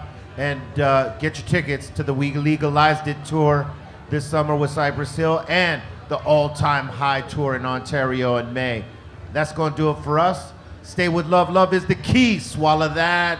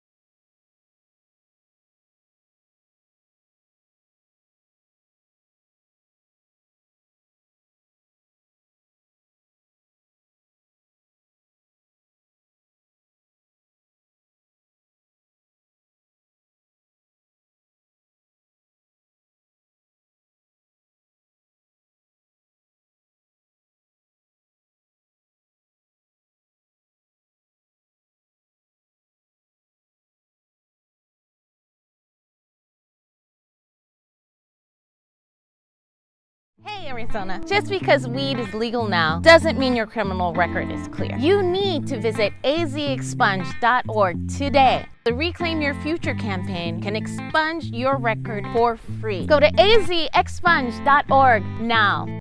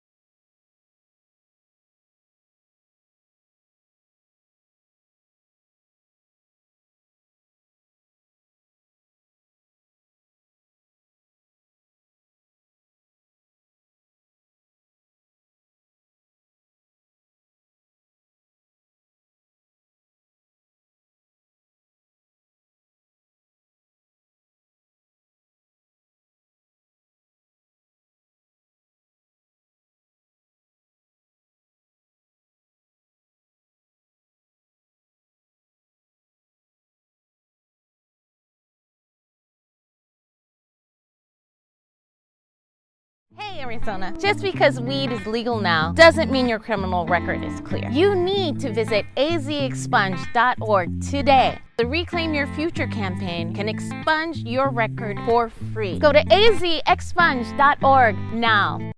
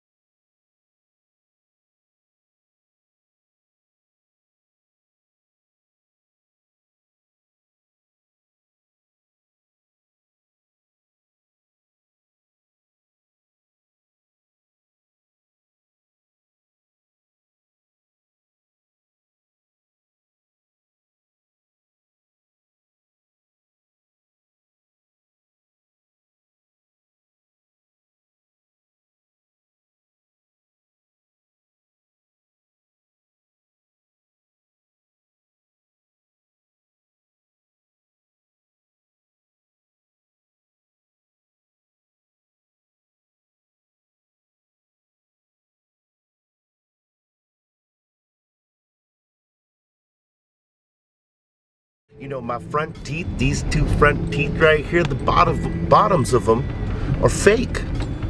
Because my first show here, I broke my fucking teeth rocking with some of these passionate ass fans. You know what I mean? Like they were holding my hand, they're like this, and I pulled away by accident and broke my goddamn teeth, you know? So this is a connection I have with Ireland, right? Fuck you want?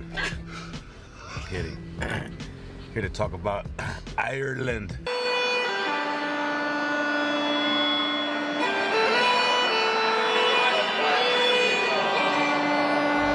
Oh, fuck. Holy fuck. Cyprus. Left hand on the 40. Puffing on the product. Lock my shotgun. And make it stay charged. La la la la. The show was perfection start to finish.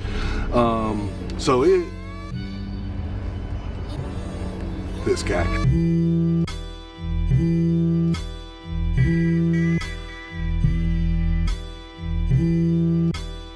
Holy fuck. Sorry. Oh, that's a late thing. Bring it on.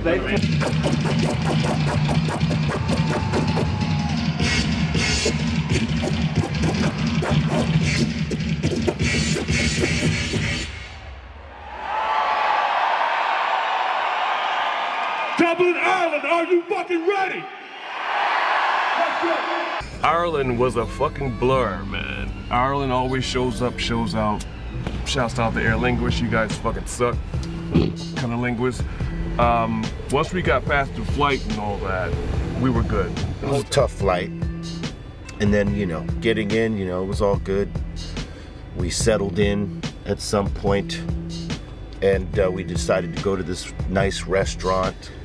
Because, you know, it's our day off. It wasn't a day off. It was a day off on a travel day, and that's not really a day off. It's just a day in transit. But we went to this nice restaurant, came highly rated by our concierge, and we proceeded to wait 2 hours before we got served our meal because our server genius that he was, forgot to put in our order after we had been waiting there 45 minutes already. It's been a minute since we've been here to Dublin, and from what I remember, we've always had a great time here because the crowds just go nuts. They've always gone nuts. I mean, their love for hip hop is really up there.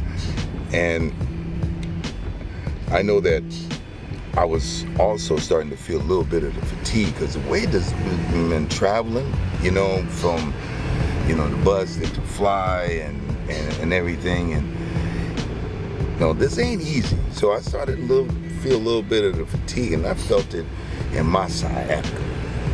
Now, for those that don't know what sciatica is, it's some of the most worst pain that you ever want to experience in your back.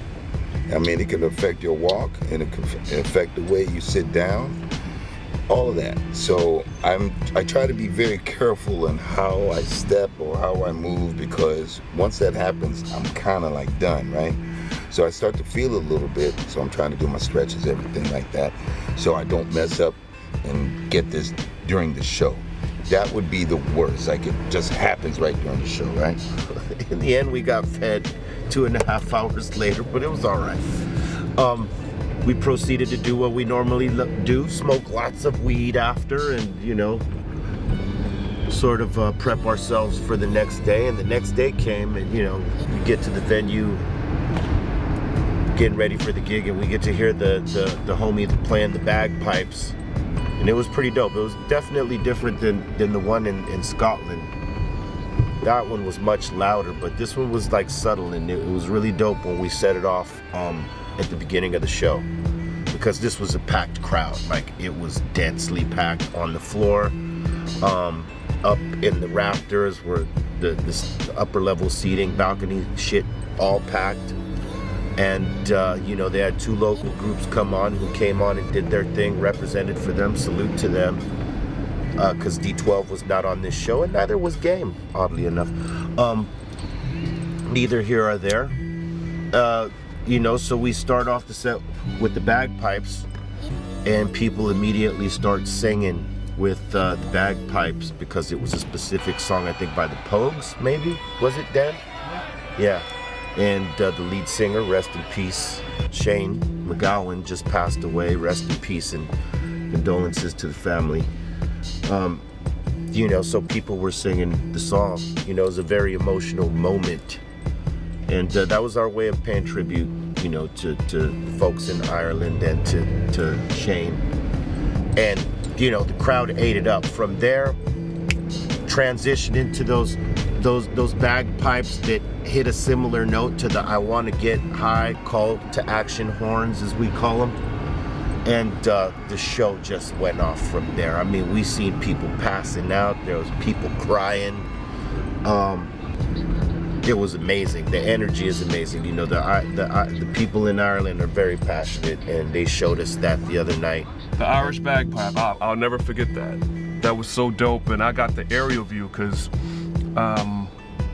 once he started holding the note, which sounds like our call to action siren, I had to bring it up while they brought him, no, they didn't bring him down, I had to bring it up while he faded himself out. The other guy with the Scottish bagpipes, he's like, he's either on or off, mate. There's no fading. And I was like, well, yeah, that's right. You don't have a crossfader in your shit. So he was like, bah! And they had to bring him down from the house, and brought our siren up. I realized that the pain is kind of starting to throb a little bit, starting to heat. And I noticed this as I'm walking to the stage, and I'm like, oh shit. I hope this doesn't happen during the show. Needless to say, though, we got through the show. It was on fire. It was off the hook. It did hit me a little bit, which caused me a little bit of a little twitch. But for the most part, you know, made it through. And you gotta make it through, because you can't show them that you're hurting. You can't, you know, they don't come to see that. You know, the people want to see a show. They don't want to see, you know, you're hurt or you're sad or anything like that, unless it's an emo show. We don't do emo.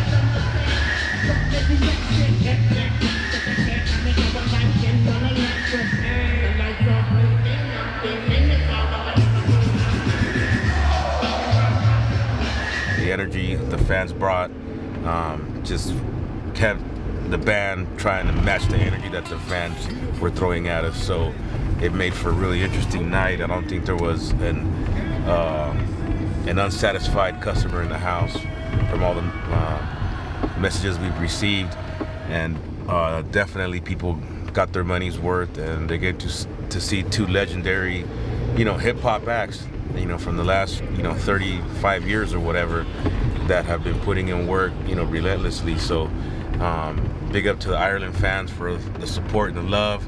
It was definitely felt.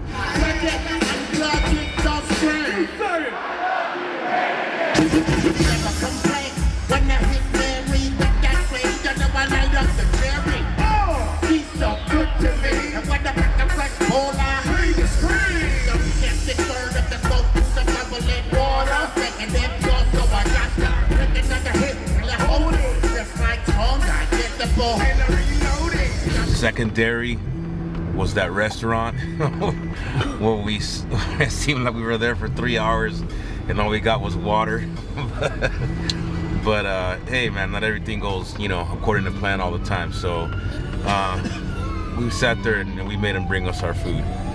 So overall, this Ice Cube Cypress Hill tour has been I think one of the best ones that we've done together. We've done a lot of things together, but this run here really has been banging.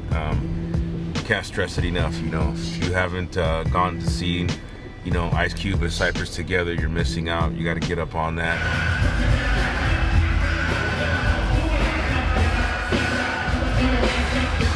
It was a great time.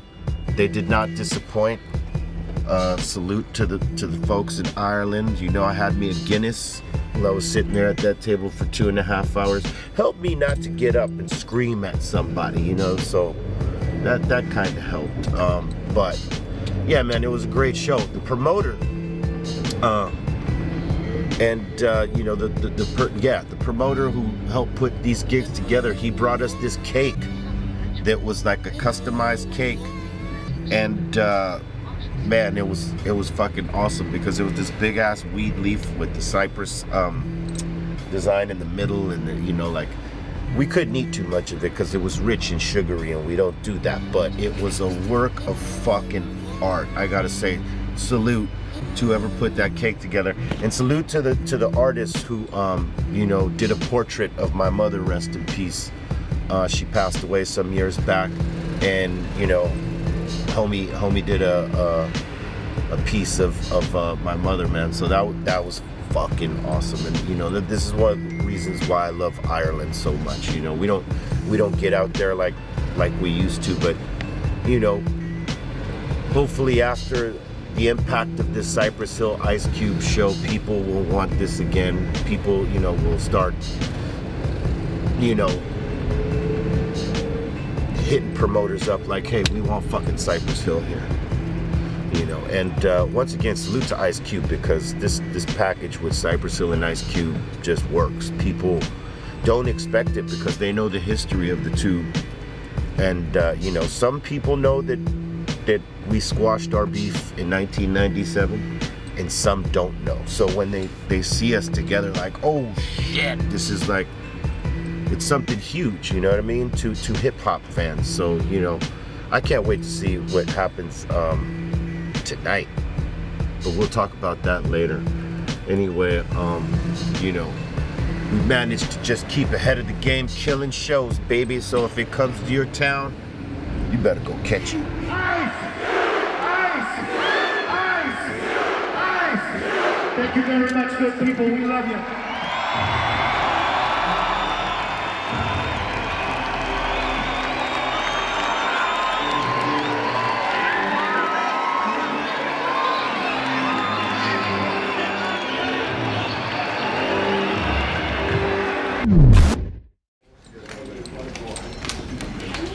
Oh!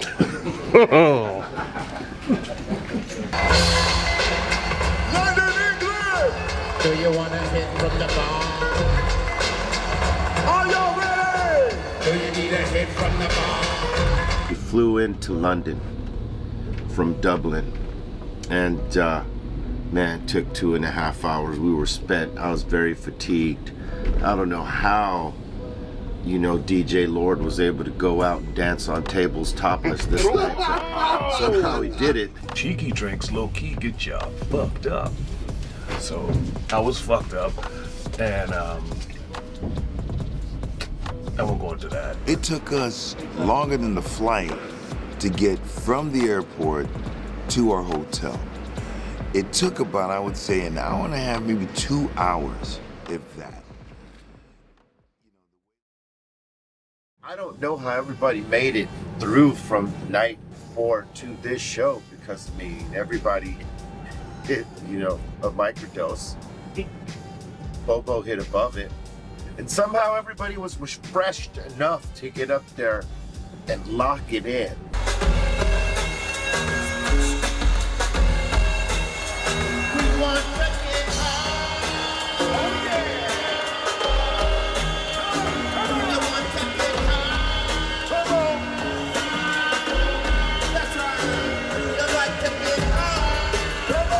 I have done my work. I am ready to go home. Soldier Stories, fuck this shit.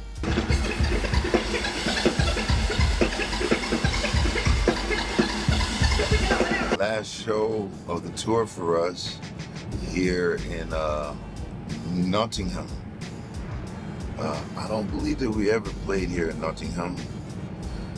The only way I know about Nottingham is the sheriff of Nottingham and Robin Hood. I don't know if there is a sheriff, but we're here.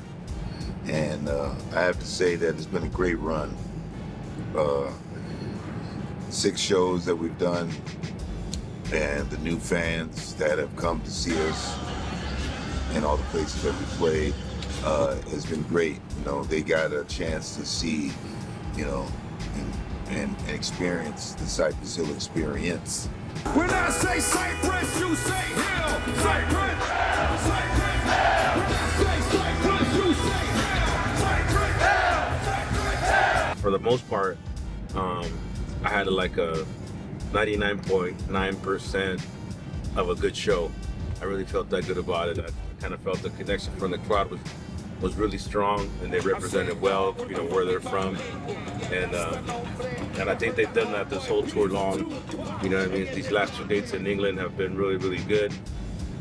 It's always good to be able to touch base, you know, back with something that you put down roots in a long, long time ago, as far as us coming out here. And we're still coming out here, you know, 30-something years later. And those fans that connected with us a long time ago, you could still see them out there in the crowd, along with a bunch of other new fans. And that's a really cool thing to see, to know that your OGs are still with you, and the new generation are riding with you too. Check my tempo, Lord. Cambia el instrumento. Ya oíste como somos. Y yo no jodo. I got mad solo, and you can hear it. And that's congas. Tribal ceremony, the hill gets stronger. Don't be such a leva what you got from la cabeza. Hey, home, pass the cerveza. You know, right when you start getting warmed up, this type of shit happens where it ends. Yeah, you kind of sad to see it end so early, because you start getting in this rhythm, this momentum, and not for nothing, but Cypress Hill and Ice Cube were. You know, you hear us say it again and again through these Soldier Stories and some of the other things where the conversation has been brought up. It's because we've seen it. It's impactful. People come to the shows and they lose their shit. You know, you start a tour, it looks like an extreme body of water. When you come to the end of the tour, you're like, damn, it's time to go home. So it's bittersweet, but it's been an awesome tour. Saw so many good people in Europe, UK, Ireland, and it was good to see. It's good to see people still thriving.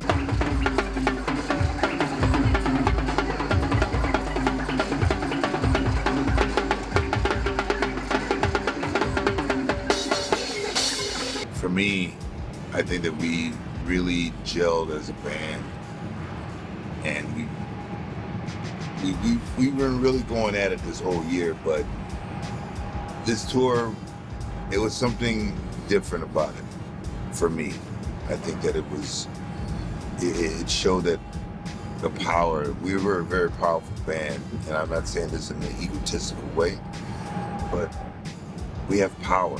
You know, I mean, we come together as a unit, very, very tight. You know, from the crew that plays their part to make sure that we are able to do our part for the fans. You know, and we do our part. We get the fans hyped up. You know, and it just felt great, you know. So ending this tour out on that note for me is a success, and makes me look forward to when we start back up next year, where we're going to give ourselves a chance to really recharge and be able to come back stronger than ever. You know, the show itself, off the hook, fans were great. They were really into it, you know. What can I say? We had a good time, they had a good time, and can't wait to come back and rock Nottingham. Thank you for your support. Thank you for all the love, and we will see you in 2024. I think the whole thing was one big highlight. You know what I mean? From when we first started in Glasgow to where we ended up at, it was, you know, it was just a ball of energy every single time that we went out there and we did our thing. I can't just finger out just one thing that made it better than the next or whatever, but just the whole experience of being out in the UK, man, and representing Cypress Avenue for Southgate, California is a big deal, you know. So to me, the whole thing was one big highlight. I can't just say this and that. Thank you to everyone that made it special. That's what I can say to that. Pretty proud of my guys. I mean, Bobo and I had a conversation earlier tonight about the pace that was kept over this last week. Not a long tour as far as tours go, but the pace that this one, you know, went through was pretty vigorous. It wasn't for the weak. This wasn't one of those tours with a couple of days off where you can kind of, you know, recharge your batteries and that type of thing. Days that were thought to be, like, I'll use the term, days off ended up turning into travel days, caught in traffic for hours and things like that. So it didn't really happen. So, you know, my guys didn't really have time to, you know, fully charge. Towards the end of the week is when I really noticed, you know, the pros in these guys come out, because fatigue had set in, no doubt. But the finish line was in sight, and that was tonight in Nottingham. And man, what a performance to cross the finish line to end the tour. Unbelievable.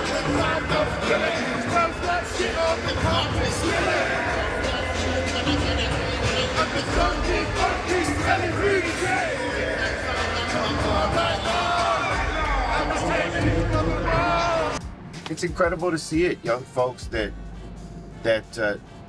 know the songs, and they're giving energy front to back. Maybe it's not mosh pit or crowd surf energy, but it's a different kind.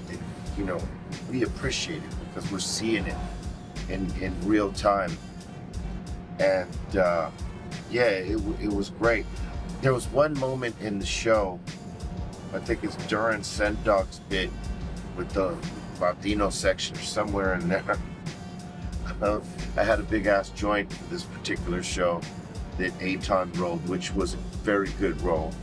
And I started blowing out mad clouds of smoke at Eric Bobo, just hitting him with waves of smoke. It's passing him by, and then the fan blew it right back at him. As it passed him by, it came right back to him. It was classic. It was classic. There might have even been titties in the crowd that were flashed to us. It was so crazy, you know, like old school style. But yeah, I wish there was more, you know, because this tour could work across Europe easily. We chose to do this 6 and came, we saw, we conquered. I kind of slowed down the last 2 songs because I felt like I got hurt, like I pulled something. So I kind of held back the last 2 songs. So Bittersweet, I heard Lord use in his interview. Yes, that was it for me. It was Bittersweet because I wish I could have went full blown in the last 2 songs but I had to pull back just a little bit. But the crowd couldn't tell. They were still locked in with us, enjoying every minute of it. And you can't do nothing but appreciate that, man. That's love from the fans, like from the old ones that have seen us before to the new ones who had never seen us ever. It's something you appreciate it as an artist because not everybody has that. But we've taken the time over the course of the 32 years that we've been doing this to build up our fan base out here.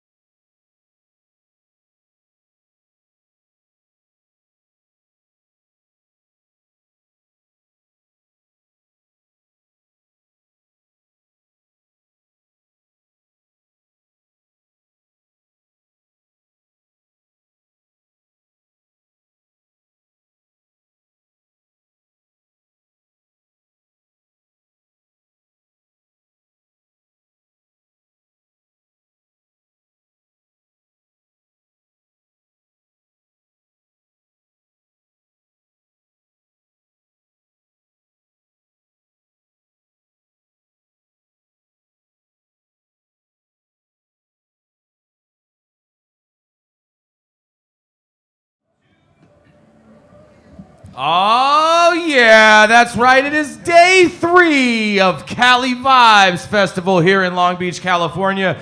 Big thank you to all of our people here joining us tonight. We have Be Real TV. Thank you to all of you tuning in at home. Make sure you hit that like button. Make sure you subscribe to the channel if you're not subscribed already. And, of course, we are in the High Hopes Lounge with a lot of high hopes. We got High Hopes Carla, and we got Chang floating around somewhere getting things done.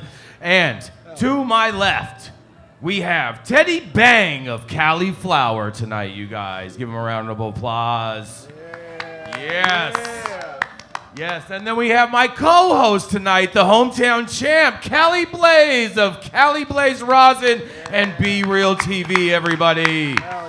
Yes. Thank you, Jason. Then, to my right, we have Jason Zoller of the Cannabis Management Group and CV Can of the Coachella Valley.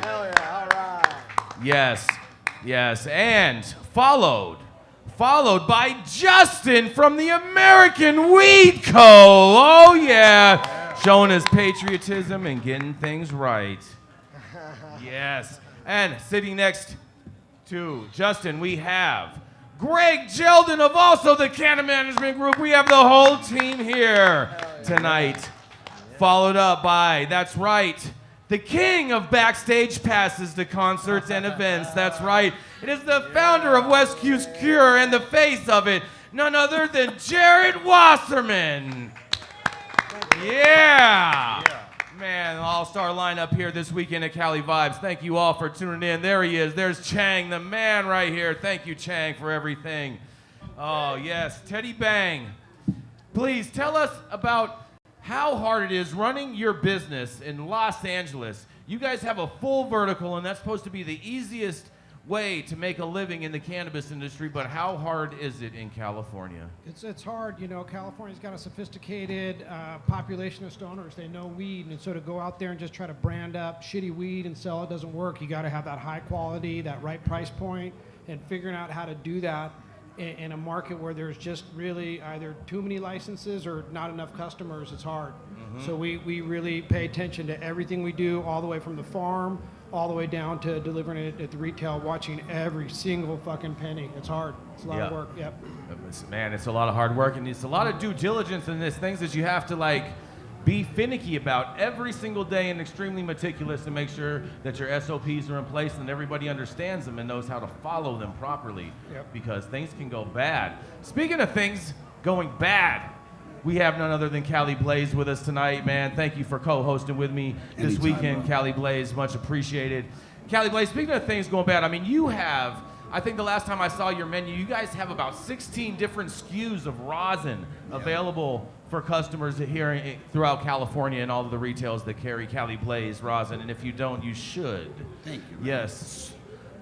Tell me how easy it is to foul up a batch of rosin. Foul up a batch from fresh frozen to rosin. Well, it's one of the easiest things to do. Rosin is not like BHO or dealing with solvents. It's a very finicky product, meaning just because it smokes good and it's fire flower does not mean it's going to wash good. So you can get something in that's like high grade. You have high hopes for it. Next thing you know, you got a 1% yield with some green hash. So it's very easy to fuck it up. It's actually easier to fuck it up than to get it right. So I think as a cultivator and a hash maker, we've been really trying to focus in on those strains that we can sell flower and we can also wash it, you know. So we wanted to check both. So when you go in and buy a Cali Blaze eighth of flower, you can get the matching rosin to go with it, you know. Oh yes, So there's a lot of people that like those. Yeah, types the of things. pairing, you know, people like to pair it up. Especially for people that like to roll hash holes and donuts, which Like is a myself. very, very big thing right now. Yes, it is. Yes, shout out to all those hash holers out there.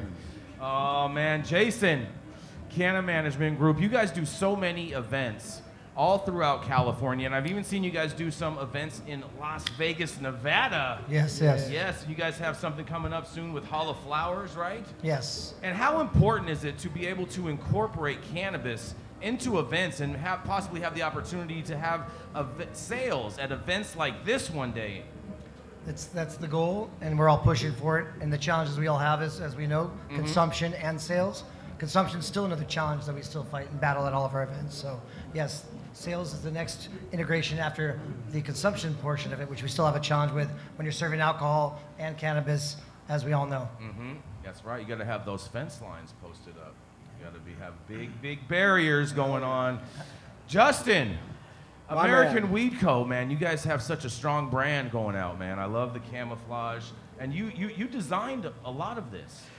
Am I correct on this? Yeah, from the product perspective, that's correct. Jess Latham does a lot of our marketing and things like that. But Can you talk about the inspiration that you have to muster up in order to find the keys to a brand that really resonates with its consumer base?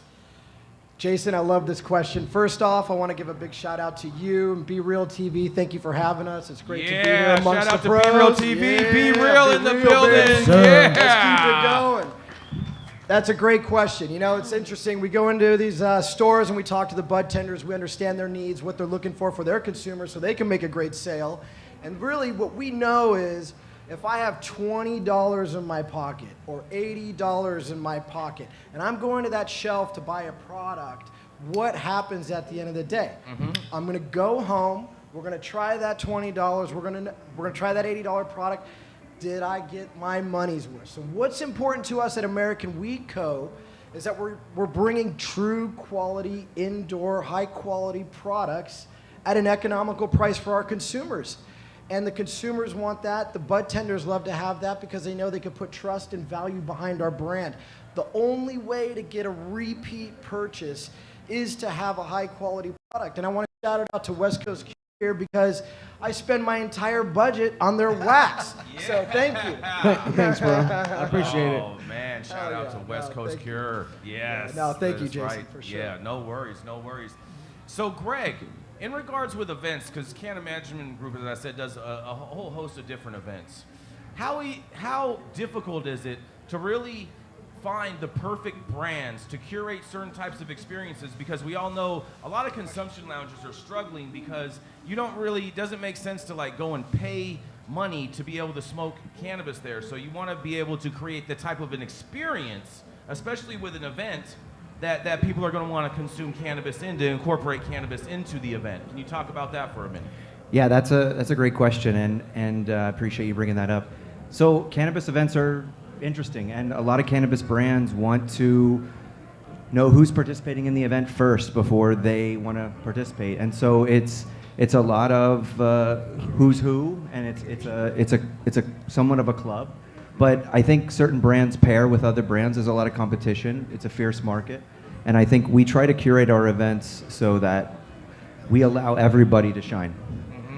Yes, that's the key, is making sure that everyone is shining, because the brands really have to feel that they got a very valuable ROI from the revenue that they put out for these events, because these events are not cheap.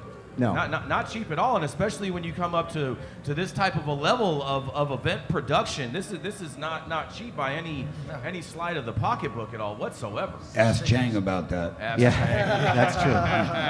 Yes, it's figured. That is Thank true. you to our sponsors, Be Real TV, because Pick we up know Chang. that this is budget to fill. That's right. Yes. Speaking of events, Jarrett, West Coast Cure. What's good, brother? What's good? Yes, man. I see you smoking everywhere, doing tons of giveaways, really engaging with your customer base, and still, pretty much at everybody's concert when they come to Southern California, backstage access, full access, in the green room with all the green. Tell us, how do you do it, Jared? Oh man, persistence. Persistence. Yeah, man. I've heard that. Persistence. That's a great I've heard that. And a lot of times people do ask me all the time, like, how I get with these artists. And a lot of times people want to get with an artist once they're already big. I put in a lot of years with these artists before they were big. Yeah. So you gotta like find the ones that are up and coming, and then make a relationship with them, help them grow. So when they do blow up, yeah, you're right there you by their grow, side, they and they grow. support you back. Just So. like with And they're cannabis, like, you yo, plant a seed. Yeah, like some of the artists I used to be with, they were nobodies when I was with them, and now they're huge. You know what I mean? Yeah. So it didn't just happen. Like once they're, you don't want to try to make friends with someone once they're already huge. It's like it's not real. It's not real. It's a little more difficult, You know? and also too, a lot of times those individuals have their guards up because there's so many people that are constantly At that point, trying everybody to, everybody leech wants off something from Exactly. them at that point. So Yeah. that makes sense for sure. Yeah, 100%, 100%. Man, that is a wealth of knowledge. Pick your ponies early. You know what I mean? For real. Pick your ponies, invest in them, and do good show 'em. business, and also try to be don't just be the person around doing nothing. Try to figure out the artist you see a hole, or manager's sake, help out. They need a camera guy, pick up the camera, take a video for them. Like Exactly. You know, like teamwork makes the dream Keep work, it right? rolling. Keep them rolling. 100%, 100%. Speaking of teamwork making the dream work, with a fully vertically integrated facility, Teddy, you really have to emphasize the teamwork makes the dream work. Can you touch on that, on how important it is that when you have a fully vertically integrated Shout out to the facility- GOAT, man. Be real in the fucking building. Yeah. Sorry to cut you off, but man, that's legendary shit. No, right there. no worries, brother. Motherfucking Much GOAT. appreciated. We always appreciate a good appearance. You know what I'm saying? Just like B Real said earlier tonight, you never know who's gonna pop in when you're back here at the High Hopes Lounge at Cali Vibes in Long Beach, California. But talk about how important it is as being a leader in a cannabis company, fully vertically integrated, how important it is with that team building and really that cohesiveness. Because when you have cultivation, manufacturing, distribution, and retail, everyone got to be rolling on the same cycle. Yeah, it's all about solving problems. So we have a big emphasis on culture. You know, we try to teach the team, like, look, there's nobody knows. We got to figure this out as we go and make sure everybody feels comfortable. No one's going to get yelled at for making a mistake. And we just really stay close to that. It's the fundamental of the company, and it's been what we has brought us our success, is just having that team and the communication. Because there are just a whole host of problems out there. You know, California probably grows enough weed to smoke out the whole country. And you know, all the supply channels for the illicit market are getting shut down, and so there's a lot of weed in California. So you got to be in a position to solve a lot of problems you don't anticipate. That's right. It's a lot of weed in California, and a lot of it ends up going to all other places outside of California. Man, oh man, you see all these California brands and all these New York stores and all these other bodegas all across the country, Oklahoma. And a lot of times these brands do licensing deals with different entities to be in different states, so they do it the legal way. And and so Cali, can you talk about that a little bit? Like, how difficult is it? Because you're not vertically integrated. Yeah, we right? are. And so you have We to are. find the right supply chain partners in order to. We are. You are? Oh, I have. My bad. For cultivation, manufacturing, non-storefront delivery, nursery, manufacturing, distro. We have everything. Oh, so we're man. fully Got it. integrated. Yeah. I stand corrected. Yeah. My bad. 220 lights, soil grown, top fed, no drip lines. So yeah, high quality product, bro. Okay, well that definitely changes. But if you were to go into another state with your brand, you would most likely find a manufacturing partner. Well, for me, for sure, I don't have the funds, you know, like I don't have partners or investors. So the only way to go to another state would be teaming up with somebody who I trust with the brand name. So I've had a couple approaches in 2 states already. Flew out there, met with some investors, checked out the facility, and you could tell it's a money grab. You know, like they just want to take my name, make some sales. They don't give a shit what happens. And for me, the money I stand to make off the reputation I stand to burn was not worth it. So I couldn't do that. So I'm either waiting for that angel investor that understands my vision and is going to follow my SOPs and my standards, or I'm going to wait till I make enough money to do it on my own. That's it. Fair enough. That's right. Taking pride in your product. That's if you right. have finished good for the consumer, I love that. Yeah, I don't need the man, quick for sure. buck. I'm here for the long run. you know? You put it in somebody else's hands and it could go haywire. You got to really don't want trust that person if that's your name, your reputation. you That's know? right. Yeah. What about you, Jared? Are you in you other states right now? No, just California. Just Cali. Yeah. What you have plans for expansion? You have any states in One mind? day, I have a pipe dream that one day it'll be federally legal and I can send it all over the country from California. If you could go to one state It's right not now, a matter of when, it's just like, I mean, it's not a matter of if, it's a matter of when now, in my opinion. So just I'm a just general rocking in question. Cali for now. If you could go to any state right now, what state would you want to be in right now? I mean, just because I like it a lot, probably Florida. Yeah, shout out Big to market. Florida, man. Big out market. there. It's already a big hemp market, so why not? And as many of you know in the cannabis space, Florida is known as Custyville, where lots of the custies that pay high numbers constantly. Texas. Yep, Texas. Texas is another space. Tejas. Yeah, exactly. The We GOAT gotta is get back. Texas to open up. Second sighting. Shit. Yes. Shout out Be Real. Jason, there shout he out is. Be Real. Thank you Yeah. again Well, so much for having us. What's up, baby? See you manana. Yeah, much love. For sure. So now, Jason, you know, events that have been popping up across the country, and they've been having a lot of hemp events. And a lot of these hemp events have been turning out to look like almost like old school secret sessions where me and Jared used to hang out in the beginning days. The good old days. I used to pray to be where I'm at now, and I just pray that I could go back now. Exactly. But now they have this thing called THCA. Bro, that's blowing my whole mind right now. Yeah. That's right. Yeah, for Bro, what the fuck? THCA, you can buy it on Hey, the this is internet. not liquor until you drink it. Exactly. I always want to know, especially from your father and your uncle, because I'm a firm believer, Jared, that one, if someone gets pulled over with a bunch of packs, that they That could shit, use listen, that's a as good a legal defense. They think it's a defense, but Yeah, I wait till think the you can feds do it. pull up and see how that works. I think you can use it. I think you could argue that. I think you could argue that. Yeah, as you a can legal argue defense. it, but it might work somewhere. I think but it will work. Not when the feds come. I think it could work. It's a The federal- Farm Bill. It's THCA. Until you light it, it's all hemp, huh? Pull out the COAs. Pull out Yeah, the man. COAs and watch the COAs speak for themselves. I mean, hey, listen, I'm just, you know, I hope they say that's come on, legit. Jared, If they say that's legit, I might be the first one to do that next. Jared, hold on, Jared. I've watched you. I've seen videos of you winning a case and getting your weed back in Orange County back in the day. Yeah, I think I was like the second person ever to get my weed back Yes. from the cops. And shout out to the Pop Brothers-in-law, your father Yeah. and your uncle. Shout out to those- Yeah, shout out to the Pop Brothers, man, for sure. That's right. Yeah. Shut the fuck up. Shut the fuck up. Exactly. Exactly. Shut the fuck Exactly. up. Justin, what do you guys think? American Weed Co., what do you guys think of THCA and how does that impact Yeah, the industry? it's just weed.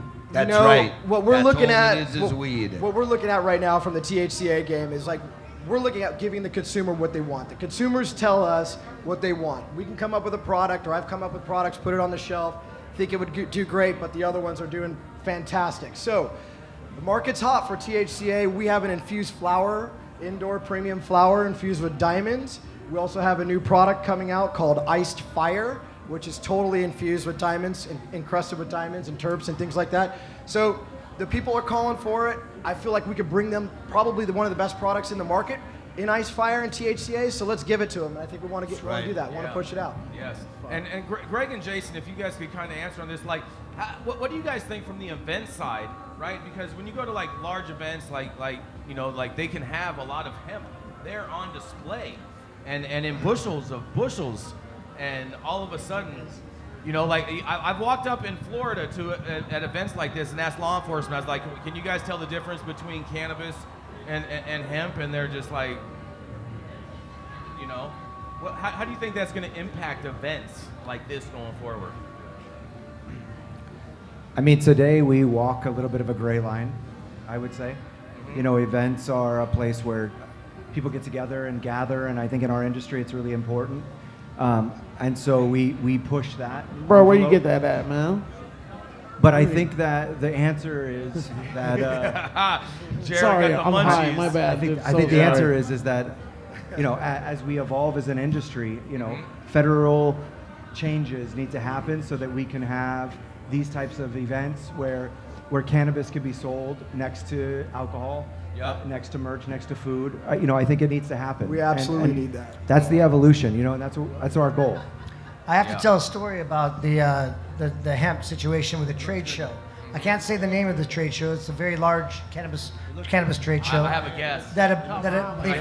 They found 50 pounds of hemp in our booths, the booth area that we had, and it was hemp. So we got it back, but it's a very, very gray line that we got to walk here. And to your point, Greg. Oh man. So it's starting to rain, and so we got to close out. We got to protect all this gear and protect It's raining? everybody. Yeah. It's starting to rain, and so we're closing out Cali Vibes, that epic festival. Shout out to everyone involved. Thank you all so much for having us here. Good fucking times. Teddy, we're gonna go down the line. Why don't you tell us where everyone can find you out, and any closing words, and then I'll close out right after Jared. We're all over Southern California. Any dispensary, any neighborhood, you can find us all over. The Inland Empire is probably smoking more weed than anywhere else in the state. They do. They love their weed. Favorite moment of Cali Vibes this weekend, this great 3-day festival in Long Beach. What was your favorite moment this weekend? I mean, probably watching the interviews, sitting up here, watching everybody, just Awesome. all the concerts, even this moment right here. You know, I appreciate being on the panel. So Yep. it's all just been a killer weekend. Awesome. Thank you, Teddy. Blaze. Yes. Yes. Same question. Tell everybody where they can find you, and also what your favorite part of this Cali Vibes Festival was. I think getting to interview some of my favorite hip hop people, The Far Side, Too Short, Psycho Les, Be Real, kicking with everybody while they were here, chilling on these panels, Just I think that's, to me, I didn't get to enjoy the festival. I had to work here. So my favorite part was the guest, you know what I'm saying? You can find me on Be Real TV, Dr. Greenthumb show, Monday through Friday, 2 p.m. to 4 p.m. Come check us out, www.bereal.tv. We're live on there Monday through Friday, 2 to 4, and you can find me on IG, Cali_Blaze. Peace out. Awesome. Jason. This is Jason, Cannon Management Group. My favorite part of the weekend was last night on the panel, watching everybody up here throughout the day. The artists coming up here is pretty dope. You can check us out at cannonmanagementgroup.com, spelled Cannon Management like it sounds, or at Cannon Management Group on Instagram. Right on, right on. Thanks again, Jason, and Be Real TV for having us. What a great event, Cali Vibes. We were a lead sponsor for Cali Vibes. Shout out to our team. Man, yeah, I saw your guys' Thank you. Hell yeah. on the big head stage, yeah, the main stage. Yeah, we did it. Yeah, that came from our boy Ryan. He envisioned us being here a year ago, and I kind of laughed at him, and here we are. So thank you to our team bringing us here. We had a great time. Looking forward to more events like this. You can find us from the Bay to Diego, up and down California and all the stores. We'll be in Arizona and Nevada in the next week or two, which is great. Amwe.co is where you can find us. Check out our merch. It's available anytime. Thank you guys. Really appreciate you guys. So I just want to first take some time to shout out the whole High Hopes crew, Jason Beck. Yeah. This whole weekend. Carla, James, Robert, Chang, Kendall. Everybody has been really amazing. The hospitality has been awesome. I really just appreciate the opportunity to be on the panel with such legends and great brands. And I just thank you for all of that. And Greg at cannonmanagementgroup.com. Nice. Shout out to my boy Chang and Be Real TV and Jason for having me. Y'all as family. And yeah, man, good vibes. You can find me at West Coast Cure or J Cures on Instagram. Don't drink and drive, smoke and fly. That's right. Yeah. Or you can find them backstage at the next hip hop concert. Or check me out. We do stash and dashes every month for the. I'm trying to do one every month. Yeah, they've been popping, bro. The best ones too, by the way. If you haven't seen them, you got to check them out. I just did one today, and you're not just doing like a stash and dash for one person, bro. You're giving like 10s, 20s people No, 500 to 1,000 usually. Oh, hell yeah, bro. way to go. Yes. Today it was almost 500-600 today. Oh man, that's incredible. Yeah. Incredible. But check me out. I do them throughout California. Just look at my Instagram and that's how you win. Make sure you're following them, checking them out. And thank you all for joining us here for the final day, day 3 of the Cali Vibes Festival here in Long Beach. Thank you so much to High Hopes Festival having us here, as well as Be Real TV hosting us and Be Real himself. I'm Jason Beck. High at 9 News. You can find me every Monday through Friday at 9 a.m. Pacific and high noon on the East Coast. That's right on YouTube. And make sure you subscribe right here at Be Real TV. And make sure you check us out. Also, signing out here from Cali Vibes 2024. We will see you here in Long Beach in 2025. And possibly even with sales of cannabis and consumption. We'll see you soon. Yes. Thank you.